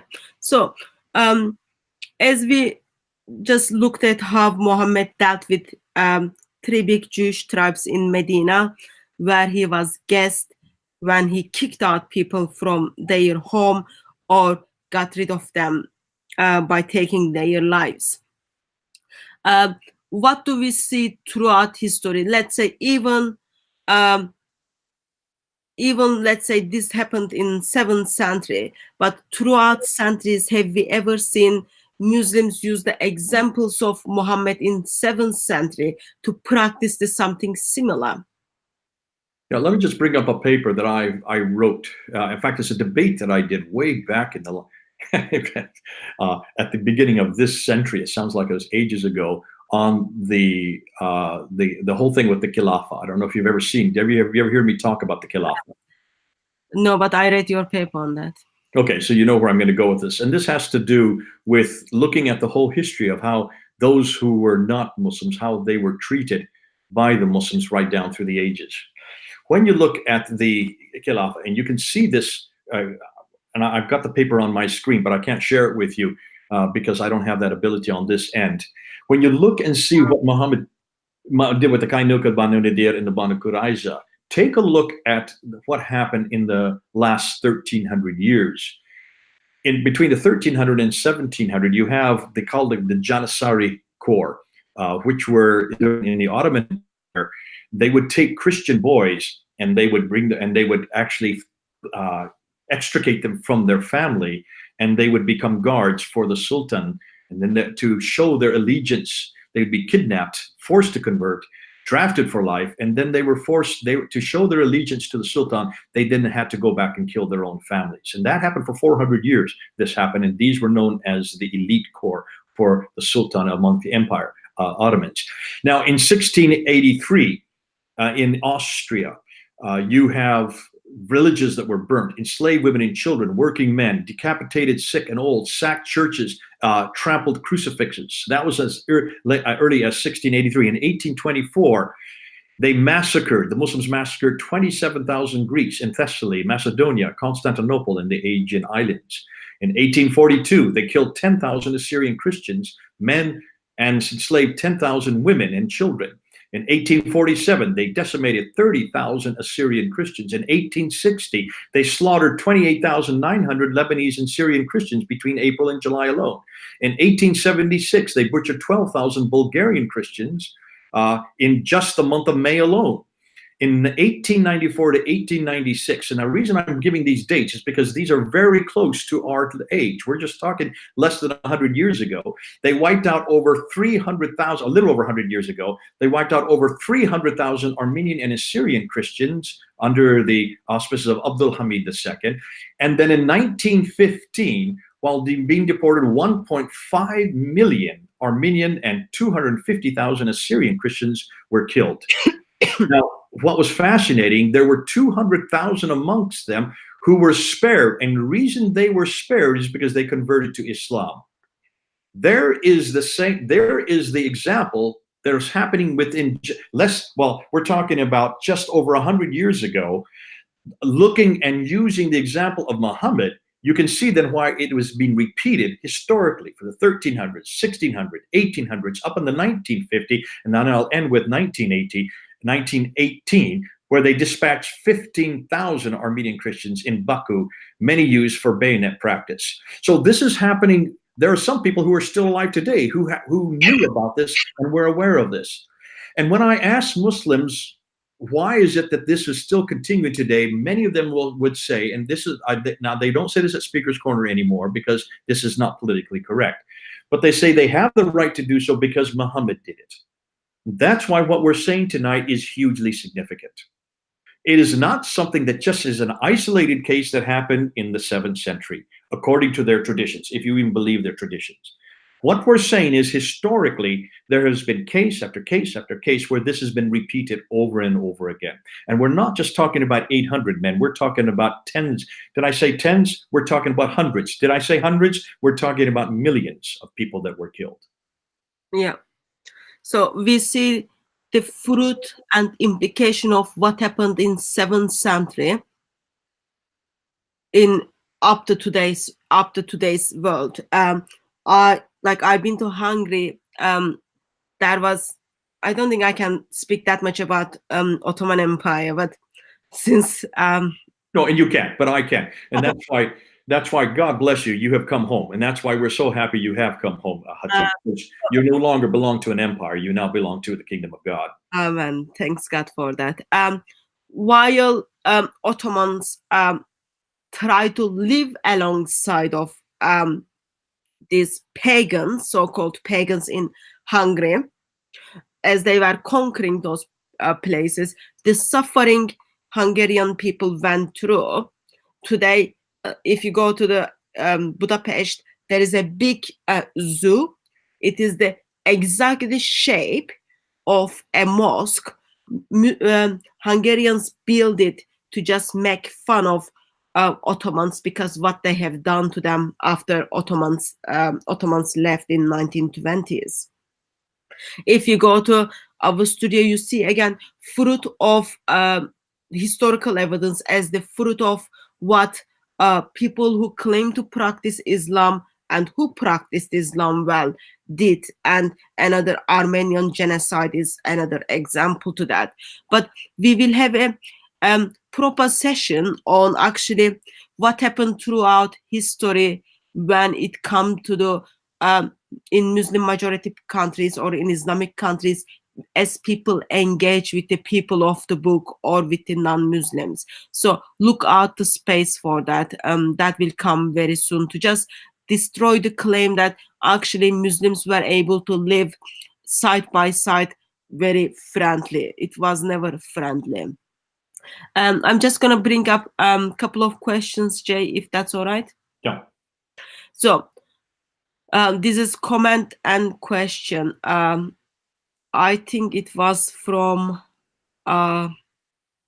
sorry, I can't remember how I copied the question, but during one of the Turkish-Russian war, World War One, there were minority Christian dominations living in both East and West, were obligated to fight in both Turks and Russian armies.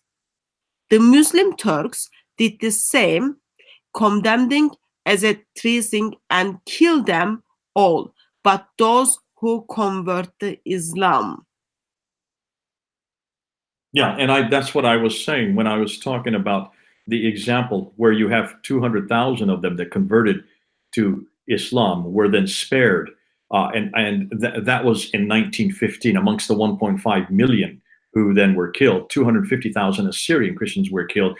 200,000 were spared because they converted. What was interesting, I've heard Muslims that the Armenians were in the Russian army, and therefore that's why they had to be killed. But the interesting thing is there were Turks in the Russian army, and none of them were killed. So why is it that there was a double standard here? And also, of the 250,000 Armenians who fought in the Ottoman army, what about them? Why were they also killed? So you can see there is this idea that this was political. This was not political at all. This was absolutely religious. It was either whether you were Muslim or not a Muslim. So it wasn't about race. It wasn't about there was a war. It wasn't about because of people's color, but it was all about because of people's belief. That takes us back to the teachings of Allah, and that takes us back to the actions of Muhammad which he practiced. So okay, let's get some examples, some further examples. We have now had example after example in Somalia, in Kenya, where Somalians have stopped buses and they get inside, they go onto the bus and they ask everybody to do the shahada. And if you do not know how to do the shahada, you are then killed. Yeah, when I was in Sudan, so we were told, like, you need to know how to say the shahada, and then you need to know the name of Muhammad's mother. If something goes wrong, that you can kind of survive.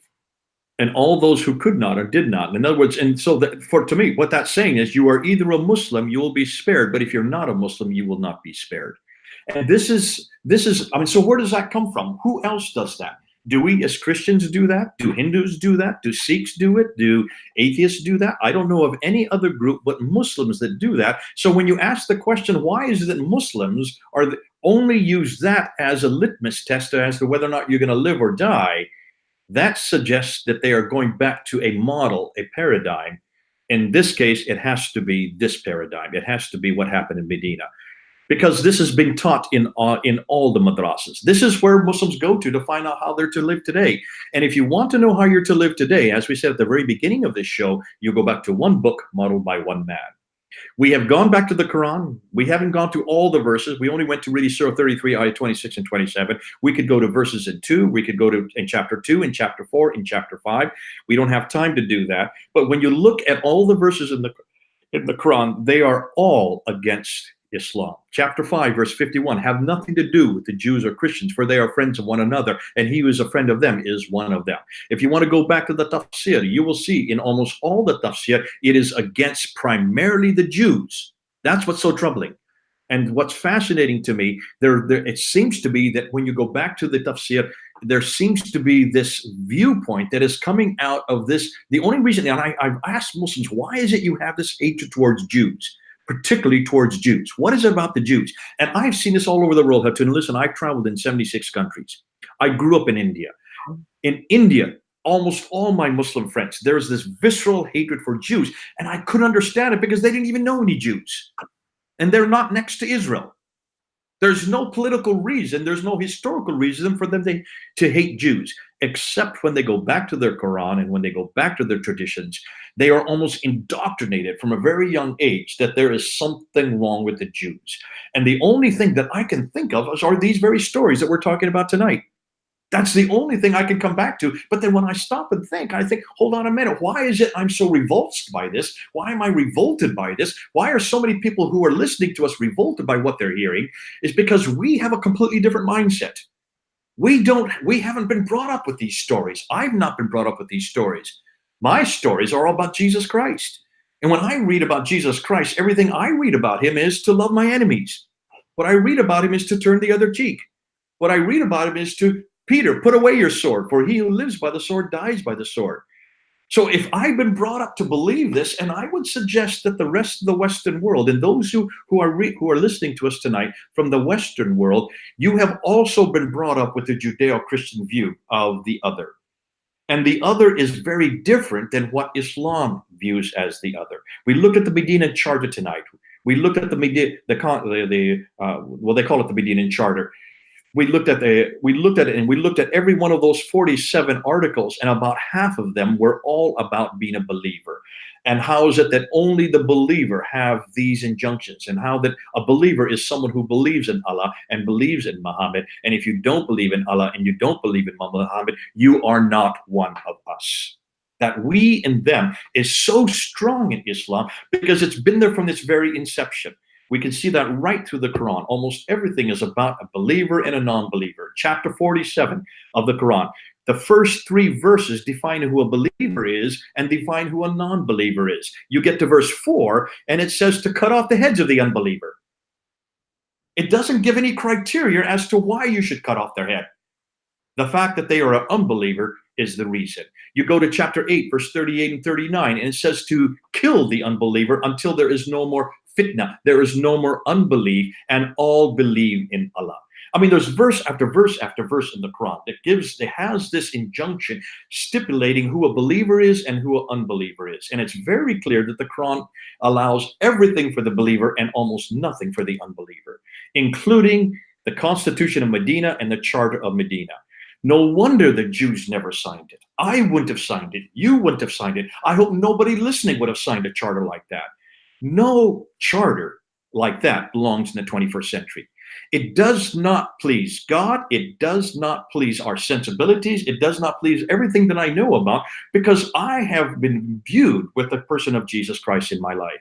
And I thank God for Jesus Christ, because Jesus Christ says there is no such thing as we and them. We are all children of God. There's no difference between man or woman, Jew or Greek, slave or free. We are all equal in Jesus Christ. And that's the beauty of the gospel. That's the beauty of the gospel of Jesus Christ. We do not have a right to even defend our Lord with the sword. The one time that was done in the Garden of Gethsemane, what did Jesus say to Peter there in Matthew 26? Peter, put away your sword. If you use the sword, you're going to die by the sword. Have nothing to do with the sword. That's, to me, is what we need in the world today. But I don't see that with Muhammad. And I don't see that with what he did to the Banu Qaynuka, what he did to the Banu Nadir, what he especially did to the Banu Quraiyza. When he took a minority of people and killed everybody else because of this, he perceived the sin of the minority. Here is a man who was a guest who had been invited to Medina to do one thing and one thing alone, to bring arbitration between the Jews and the unsought. And in 5 years, he had pretty much eradicated all the Jews. Is that the solution? Is that what arbitration is all about? If they will not support you as a prophet, within 2 years, he realized he could not get their support as a prophet. Then what you do, you eradicate them by using political ventures, by using economic means, and then finally using the sword. And as we now know, as we do know from Ibn Hisham, you read the rest of his story, from 624 up until 632, the last 8 years of his life, he used the sword in himself. He was involved in 29 battle campaigns himself. It was raid after raid after raid after raid. The sword became his implement of justice. And if that is the model for the 7th century, and if that is the model that every Muslim must follow today, everywhere at any time, with anyone, it scares me, because then if that is what they're going to go back to, then what's going to happen if they were to come to London. And that's what I want to talk about next. Before you move on that, let me express something. As Jay expressed that if you are unbeliever, you are already criminal. If you are unbeliever, you are already not innocent. Being unbeliever means if you are not a Muslim, that is your crime. Your belief is your crime. And Islam doesn't say those people who have different beliefs, go and have hot chocolate with them. Because of your belief, you are criminal. Because of your belief, your belief of not believing in Islam, that you are not identified as innocent at all. Yes, what's happening in London, Jay? Well, let's do hypothetically now. Let's just look and ask, not what is happening, what could happen to London. Now, you live in London. I am now in London. Let's just say hypothetically that Muslims were going to use this example of Muhammad today. They invite, let's say Muhammad were to come to London today. He would be a minority here, would he not? Yeah. He would not be from London, am I correct? He will be the guest to the Londoners. So he becomes the mayor suddenly. He becomes the mayor of London. How he became the mayor of London? Was he elected as the mayor of London? No. Muhammad was never elected. There was no democratic vote. He would not have won. But here he comes. He becomes the mayor of London. And he then decides to put a charter, a Constitution of Medina, the Charter of London. Let's call it the Charter of London. And he starts with that charter by putting his name there, and he puts the name of Allah as the God of all of London, and he then becomes the prophet for all of London. And then he puts 47 articles, and in every one of those articles he says, for the believer is one set of rules, for those who are not believers, let's don't just call them Jews, let's call them non-believers, because there's many more people here in London than there was in Medina in the 7th century. Many more nationalities, many more religions. There's an awful lot of atheists here now, a lot of pagans. So he would consider them as one group and the believers as another group. And if you were to go right down through every one of those charters, those articles, if you would apply it today, can you then understand that every one of us who rejected that article, Constitution of London, if any of us, you and myself included, if we rejected to sign it, and we would not, I know I would sign it, some would, I'm sure some would. But many of us who are true to our faith, who are true to our God, who are true to our Lord Jesus Christ, as I would be, I'd be willing to die for my Lord. You've said that many times. I would refuse to sign a charter like that.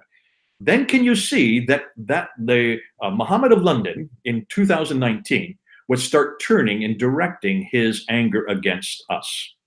And he would then confront us economically. He would confront us certainly with those of us who are probably the strongest, who have the most armor, or who would have the weapons. He would then confront us using any means to his disposal, even if one of his people, one of his Muslims was what's the word I'm looking for? Embarrassed in the marketplace, like what happened with Muhammad. He would use that as an excuse then to eradicate everybody from that group. Or those of us who had an awful lot of wealth, like the Banu Nadir had. He would then use a vision from God that we wanted to assassinate him. Or to those of us who refused to support him in an arbitration against another group that wanted to come to London. He would then turn on us because 7 of us had actually joined that group. And all of us, every one of us who belonged to that group, would have to be assassinated. If you're going to take Muhammad as a model and apply it to the 21st century, to a place like London, can you see someone using this model could do exactly what the Ottomans did in the 1600s, in the 1800s, and the 1900s, up into the last century? There's no reason that they should ever reject that, because they believe that Muhammad is the example of God. He is the model. He is the paradigm for everyone, everywhere, at every time, in every place. And that's why we have to reject that model. I don't want anything to do with Muhammad. I don't want anything to do with what he did to the Jews. When you look and see what happened in the 7th century, and I know it could not, maybe it didn't even happen. The problem is 1.8 billion people believe this did happen. 1.8 billion people believe that Muhammad is their model. 1.8 billion people believe that when the Quran talks about what's there in chapter 33, verse 26 and 27, about what happened there with the Banu Quraiyza, that example is perfectly legitimate because it's not from man, it's not from government, it's not from society, it's from God. How do you stand against God? That's why we have to reject it out of hand. And that's why I say to anybody listening tonight, please come home. Please do not follow that model. Please have nothing to do with that Muhammad. Please have nothing to do with that model, that paradigm. Come home to Jesus Christ. Look and see what Jesus did. Jesus never, ever rejected those who rejected him. Jesus never, ever brought down, he could have called the angels to destroy his enemies. Never once did he do that. Jesus willingly went to the cross. Jesus never disputed or spat upon or asked the disciples to rise up and defend him. Even when they did defend him, the one time they defended him, he wouldn't even let them defend him. He took the ear, put it back on the servant, turned towards Peter and says, please, please, please put away your sword. For he who lives by the sword that way dies by the sword that way. That's the model we have. What a model. If you want a model for today, don't go to Muhammad. Don't go to, and if you have any doubt, just look and see what he did to the Jews living there in Medina, a city that he was not even from. That's why it disturbs me when I look at that model. And if Muslims use that as their model, as their paradigm, they could bring anybody to London or to whatever city you live in. And if they use Muhammad and what he did to the Jews, they could do it to you. Which is very, very dangerous for mankind. And he wouldn't stop that. He would say, I'm going to get rid of everyone who lives in UK. Not in London. He started with the London. Now he wants to take over all of the UK. And the reason you're saying that, Hatun, is because look at what he happened. As soon as he got rid of the Jews, remember, once he got rid of his greatest opposition, which were the Jews, the 3 major tribes, he then immediately moved outside of Medina. And then he started to take over the whole Hijaz. And we can see, if you look at Ibn Hisham again, look, almost every other month there was a raid. These raids was to enlarge his territory. And by the time he died in 632, according to their tradition, I always have to make that as kind of, according to tradition, as you just pointed out, he then had the entire Hijaz under his territory. By 630, he then took over Mecca. By 631, he then moved out even beyond Mecca. And by 632, the entire Hijaz was under his jurisdiction. Abu Bakr, who then comes next, enlarges it, starts moving across up to the north, starts moving across North Africa. When you get Uthman, Umar, and then Uthman, by the time Uthman comes to power in 646 up till 656, that 10-year period under Uthman, it then moves right across North Africa. By the time the Umayyads come to power, by the end of the 7th century, by the time Abd al-Malik comes to power in 685, that empire had moved right across North Africa to Spain and right across the other direction all the way to India. So from Spain to India came under their control within 60 years, using the same model that Muhammad used, the sword. And this has not been told. We are not getting this in our history books. We are not allowed to read this in our history books. All we read about is the Crusades. Every one of them was unsuccessful. Not one of the Crusades was successful. And every one of them had nothing to do with Jesus Christ. Yet when you look and see how much land the Muslims took within 60 years, remember, 60 years is a very short time. Look how much land they took, and yet I don't hear anybody speaking about that in modern day. And it all started with one man. It all started with one city. It all started within a period of 5 years. Let me just bring up a couple of comments. Seems a couple of people just joined us now. They're asking if you have read the covenant which Muhammad made with the Medinians. Yes, please watch the video. We went through some of the articles in that covenant. 47 articles, we went through half of them. Yeah, so we went through some of them.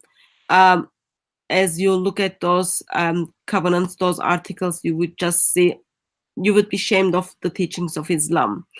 And also, there was another question. So overall, I would say, I try to do my best and then keep eye on the chat part.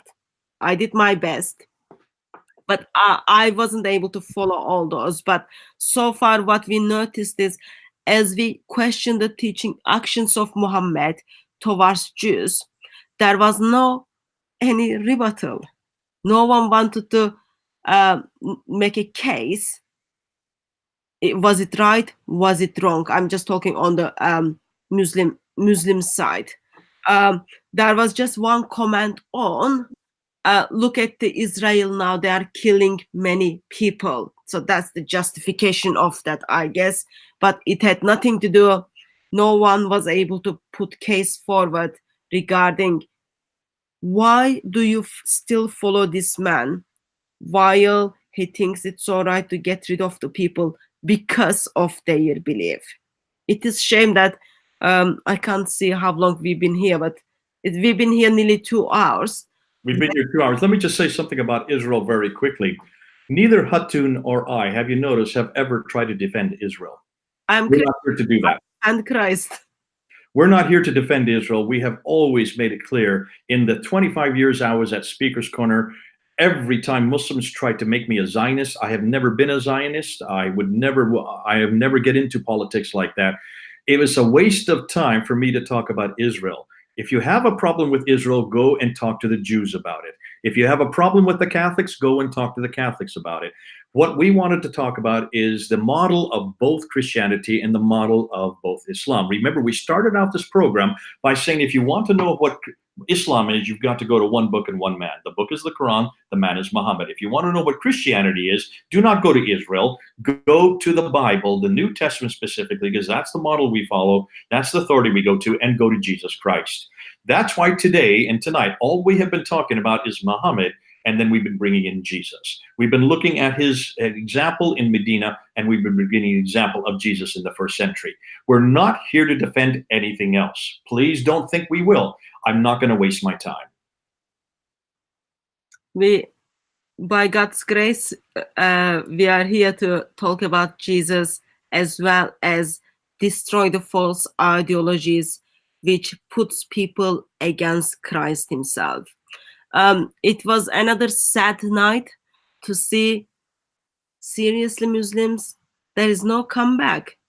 So what we see is the traditions which Jay mentioned stands as believed by Muslims and stands as willing to be followed by Muslims. It is sad that what Muhammad did to people as he kicked them out from their home, as he took their life, centuries, people who claim to follow the ideology of Islam practice that.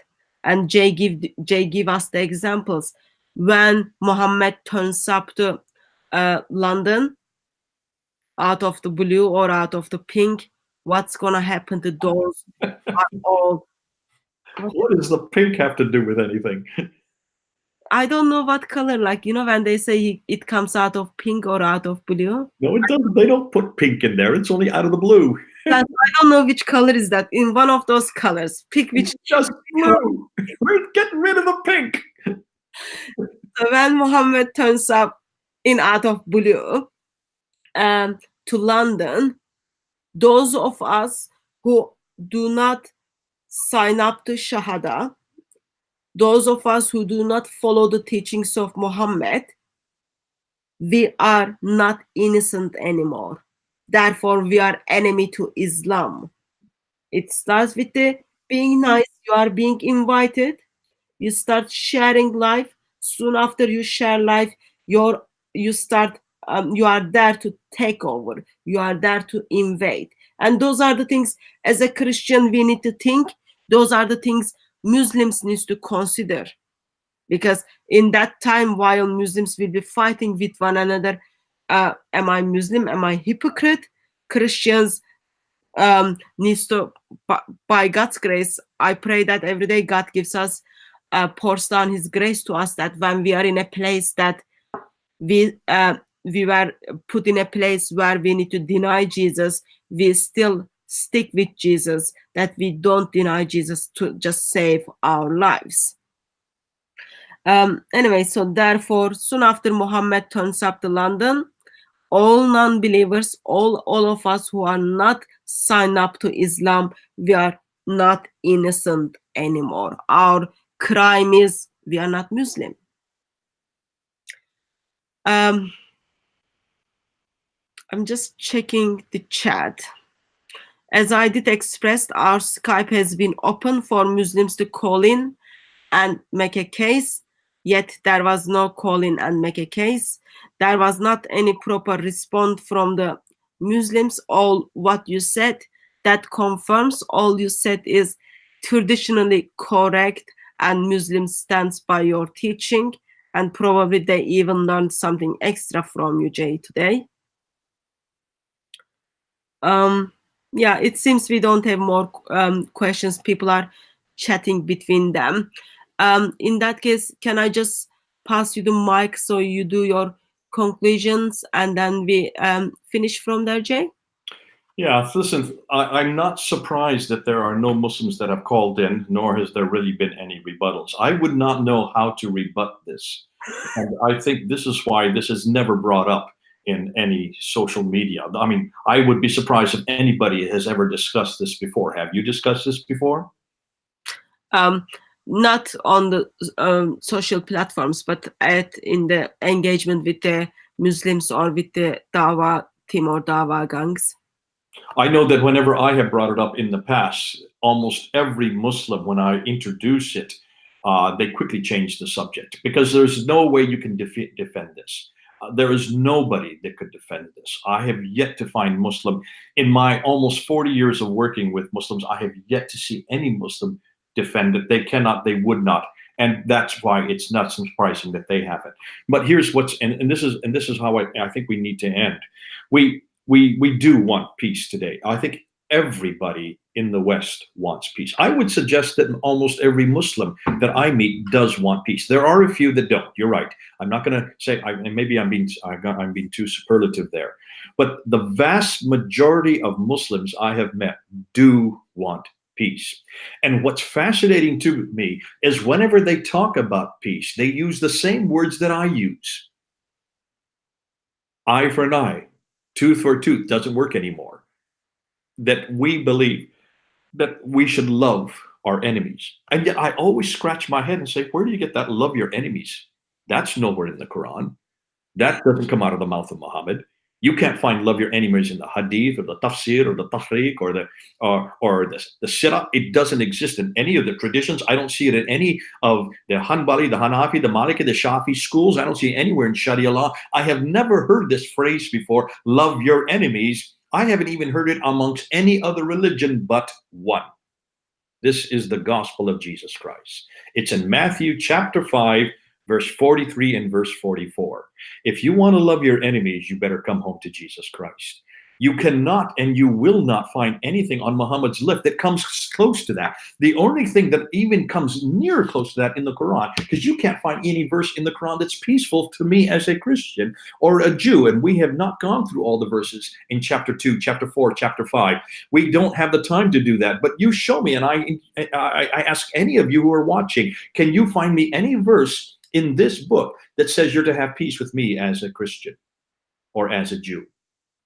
Now, I know that many Muslims have tried to do that. They try to use chapter 2, verse 256, for there is no compulsion in religion. Take a look at chapter 2, verse 256, read the rest of the verse, and read the verse that follows it. And you see that has nothing to do with non-believers. That's only to do with believers. And it says very clearly in verse 1, verse 257, that those who do not stand, those who stand against Allah and his prophet, great shall be their reward in hellfire.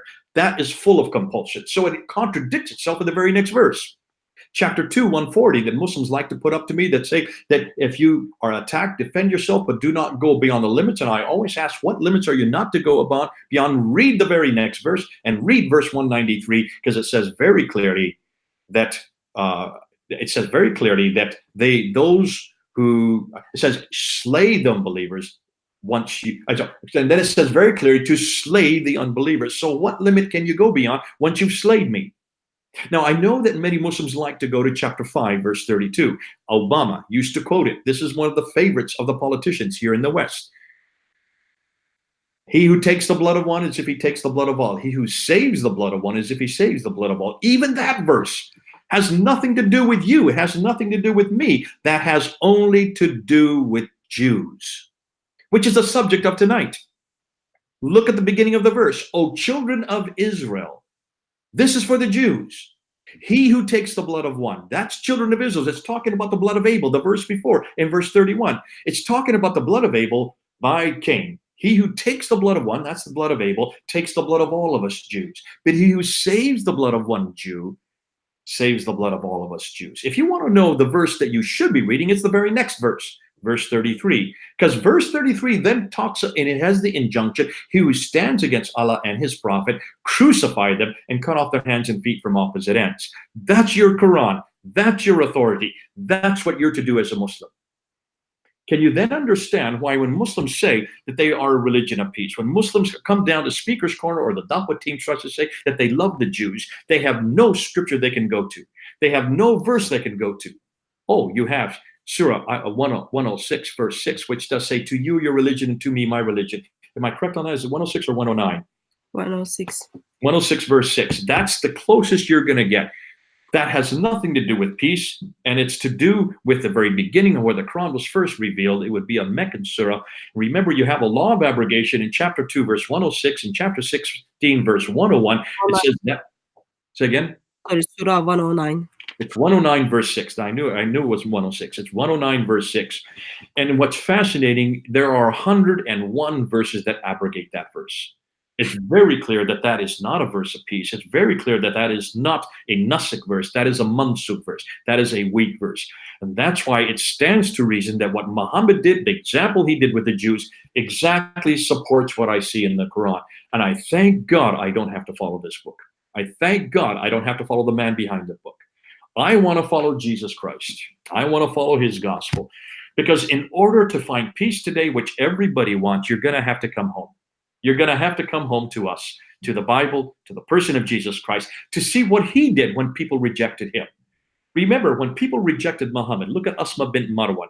She was a poetess who actually was from Medina. She was not from Mecca. She lived in Medina. She wrote poetic verse against Muhammad. What did he do? He sent one of his disciples, Umayyad, the blind disciple, to go that night to stab her through the heart. She was suckling her baby. She had 6 children in the room. She was suckling her baby. He stabbed her while she was suckling her baby, comes back the next morning, tells Muhammad what he had done. Muhammad turns toward him and says, great are you for what you have done for your prophet. This is the example of your man. This is the example of this is your model. This is your paradigm. I want nothing to do with that man. I want nothing to do with that model. Please, please, any Muslim, if you really want peace, you better reject this book, and you better reject the man behind this book. You better reject the Sira. You better reject the Hadith. You better reject the Tafsir. You better reject the Tahmi. Everything that supports your prophet has nothing that is relevant for, now I should say nothing. There's very little that is relevant for today, and especially the way he treated the Jews, the way he treated those who abused him, those who criticized him. Asma bint Marwan, what was her crime? She wrote poetic verse. Can you then see why Muslims all over the world, when there was those cartoons that were in Denmark on Muhammad, or even the Charlie Hebdo cartoons from Paris, all over the world, when they saw those cartoons, they rioted and 17 people lost their lives. All of those who were in that office there in Paris were killed because they mocked the prophet. Why do you think they were killed? It was because suddenly they got an anger or suddenly got a new paradigm. They were looking to see what Muhammad did with Asma bint Marwan. That's what Muhammad did to those who mocked him. And it wasn't just her, 25 people he had assassinated because they mocked him. My Lord Jesus Christ got mocked everywhere. All the time he was mocked. He was spat upon. A crown of thorns was put on his head. He was mocked as he carried that cross through the streets. He was mocked even by those who were putting him up on the cross. As he had the nails going through his hand, as they hammered those nails through his feet. He was mocked even as he was erected on the cross. He was mocked by those on either side of him. And what did Jesus do to the man on the left side who actually accepted him? He said, you're going to be with me in paradise. That's my Jesus. Those who were mocking him, what did he say to them as he was dying? Father, forgive them, for they know not what they do. That's my Jesus. That's the man for today. That's the man for every day. That's the man for here in London. That's the man for every place. That's the model we need to follow. And that's why I say, as I end this time, we've been over 2 hours now. Folks, I hope you realize there is no defense for Muhammad. There is no defense for the Quran. There is no defense for anybody who treats those who stand against him the way Muhammad did to the Jews. The Jews mocked Muhammad. I'm sorry, excuse me. The Jews mocked Jesus. It was the Jews that said they wanted Barabbas rather than him. It was the Jews that when Pontius Pilate even said, what about Barabbas? Said, no, let go of Barabbas. We want Jesus killed. And yet Barabbas was somebody that harmed them much more than Jesus. And that's why it was the Jew, the Caiaphas, the chief priest, when Jesus dared to use the 3 divine names there in the Sanhedrin, in Matthew chapter 26, verse 62 to 66, what did he do? He turned towards the others in the Sanhedrin and said, what further proof do we need? This man needs to be killed. He has blasphemed. And yet Jesus, on the cross, turns towards them and says, Father, forgive them. What a man. What a God. What a model. What a gospel. And I give you that Jesus. I give you him today because he's the only one that I can see is the model that we now have a memory of. We still have a memory of that model. We still like it. We still want it. Even the Muslims want it. Everything Muslims, why are they Dawah team saying that they want peace with the Jews? It's because they see that peace works. Peace is the only answer for all the ills of today. But there can only one place you can find that peace. And you cannot find it with Muhammad. You cannot find it with the Quran. The only place you can really find peace is to come on home to Jesus Christ. He is the only man of peace. He has the only paradigm of peace. He has the only gospel of peace. And we want to give you that peace. Both Hatun and I love Jesus Christ. We don't do it because our parents do. We don't do it because we have been indoctrinated. We don't do it because we have been brainwashed. We do it because we have fallen in love with Jesus. He's easy to fall in love with. I don't know of any other man today who can be like Jesus. And so we bring him, we ask you to come on home to him. Thank you, Jay. Thank you very much for sharing your expertise with us. Thank you very much for enlightening Christians as well as enlightening Muslims. We will finish the night or evening wherever you are now. But just I want us to remember, if we want to see peace with one another and with God, that will come only and through because Jesus. That will come only because and through Jesus Christ. If you want love, if you want to express love, Lord Jesus Christ expressed his love by giving up his life on the cross for us. With that, he offered us eternal life. Just keep those things in your mind. And whatever you are seeking, it is in Jesus Christ. On the last point, I think I have to disagree with Jay on if I am brainwashed or not. I would say it's not only my brain, but it's my heart, my soul. Everything has been washed because of the blood of Jesus Christ. He made us clean and new. And this is my heart, soul, and my washed version. I am sure none of you would want to meet with me before that they were clean and before they were not washed away. So thanks to the blood of Christ who made us clean, who made us good enough for God himself. We see you all in another live stream or at Speaker's Corner. I'm sorry if I missed any of your comments, but I would say I did my best to keep eye on the chat as well as keep eye on what Jay was saying to make sure we all learn for the kingdom. So God bless you all, and we see you around. Thank you very much, Jay. Thank you. It's been great doing yet another broadcast with you. God bless you. God bless you.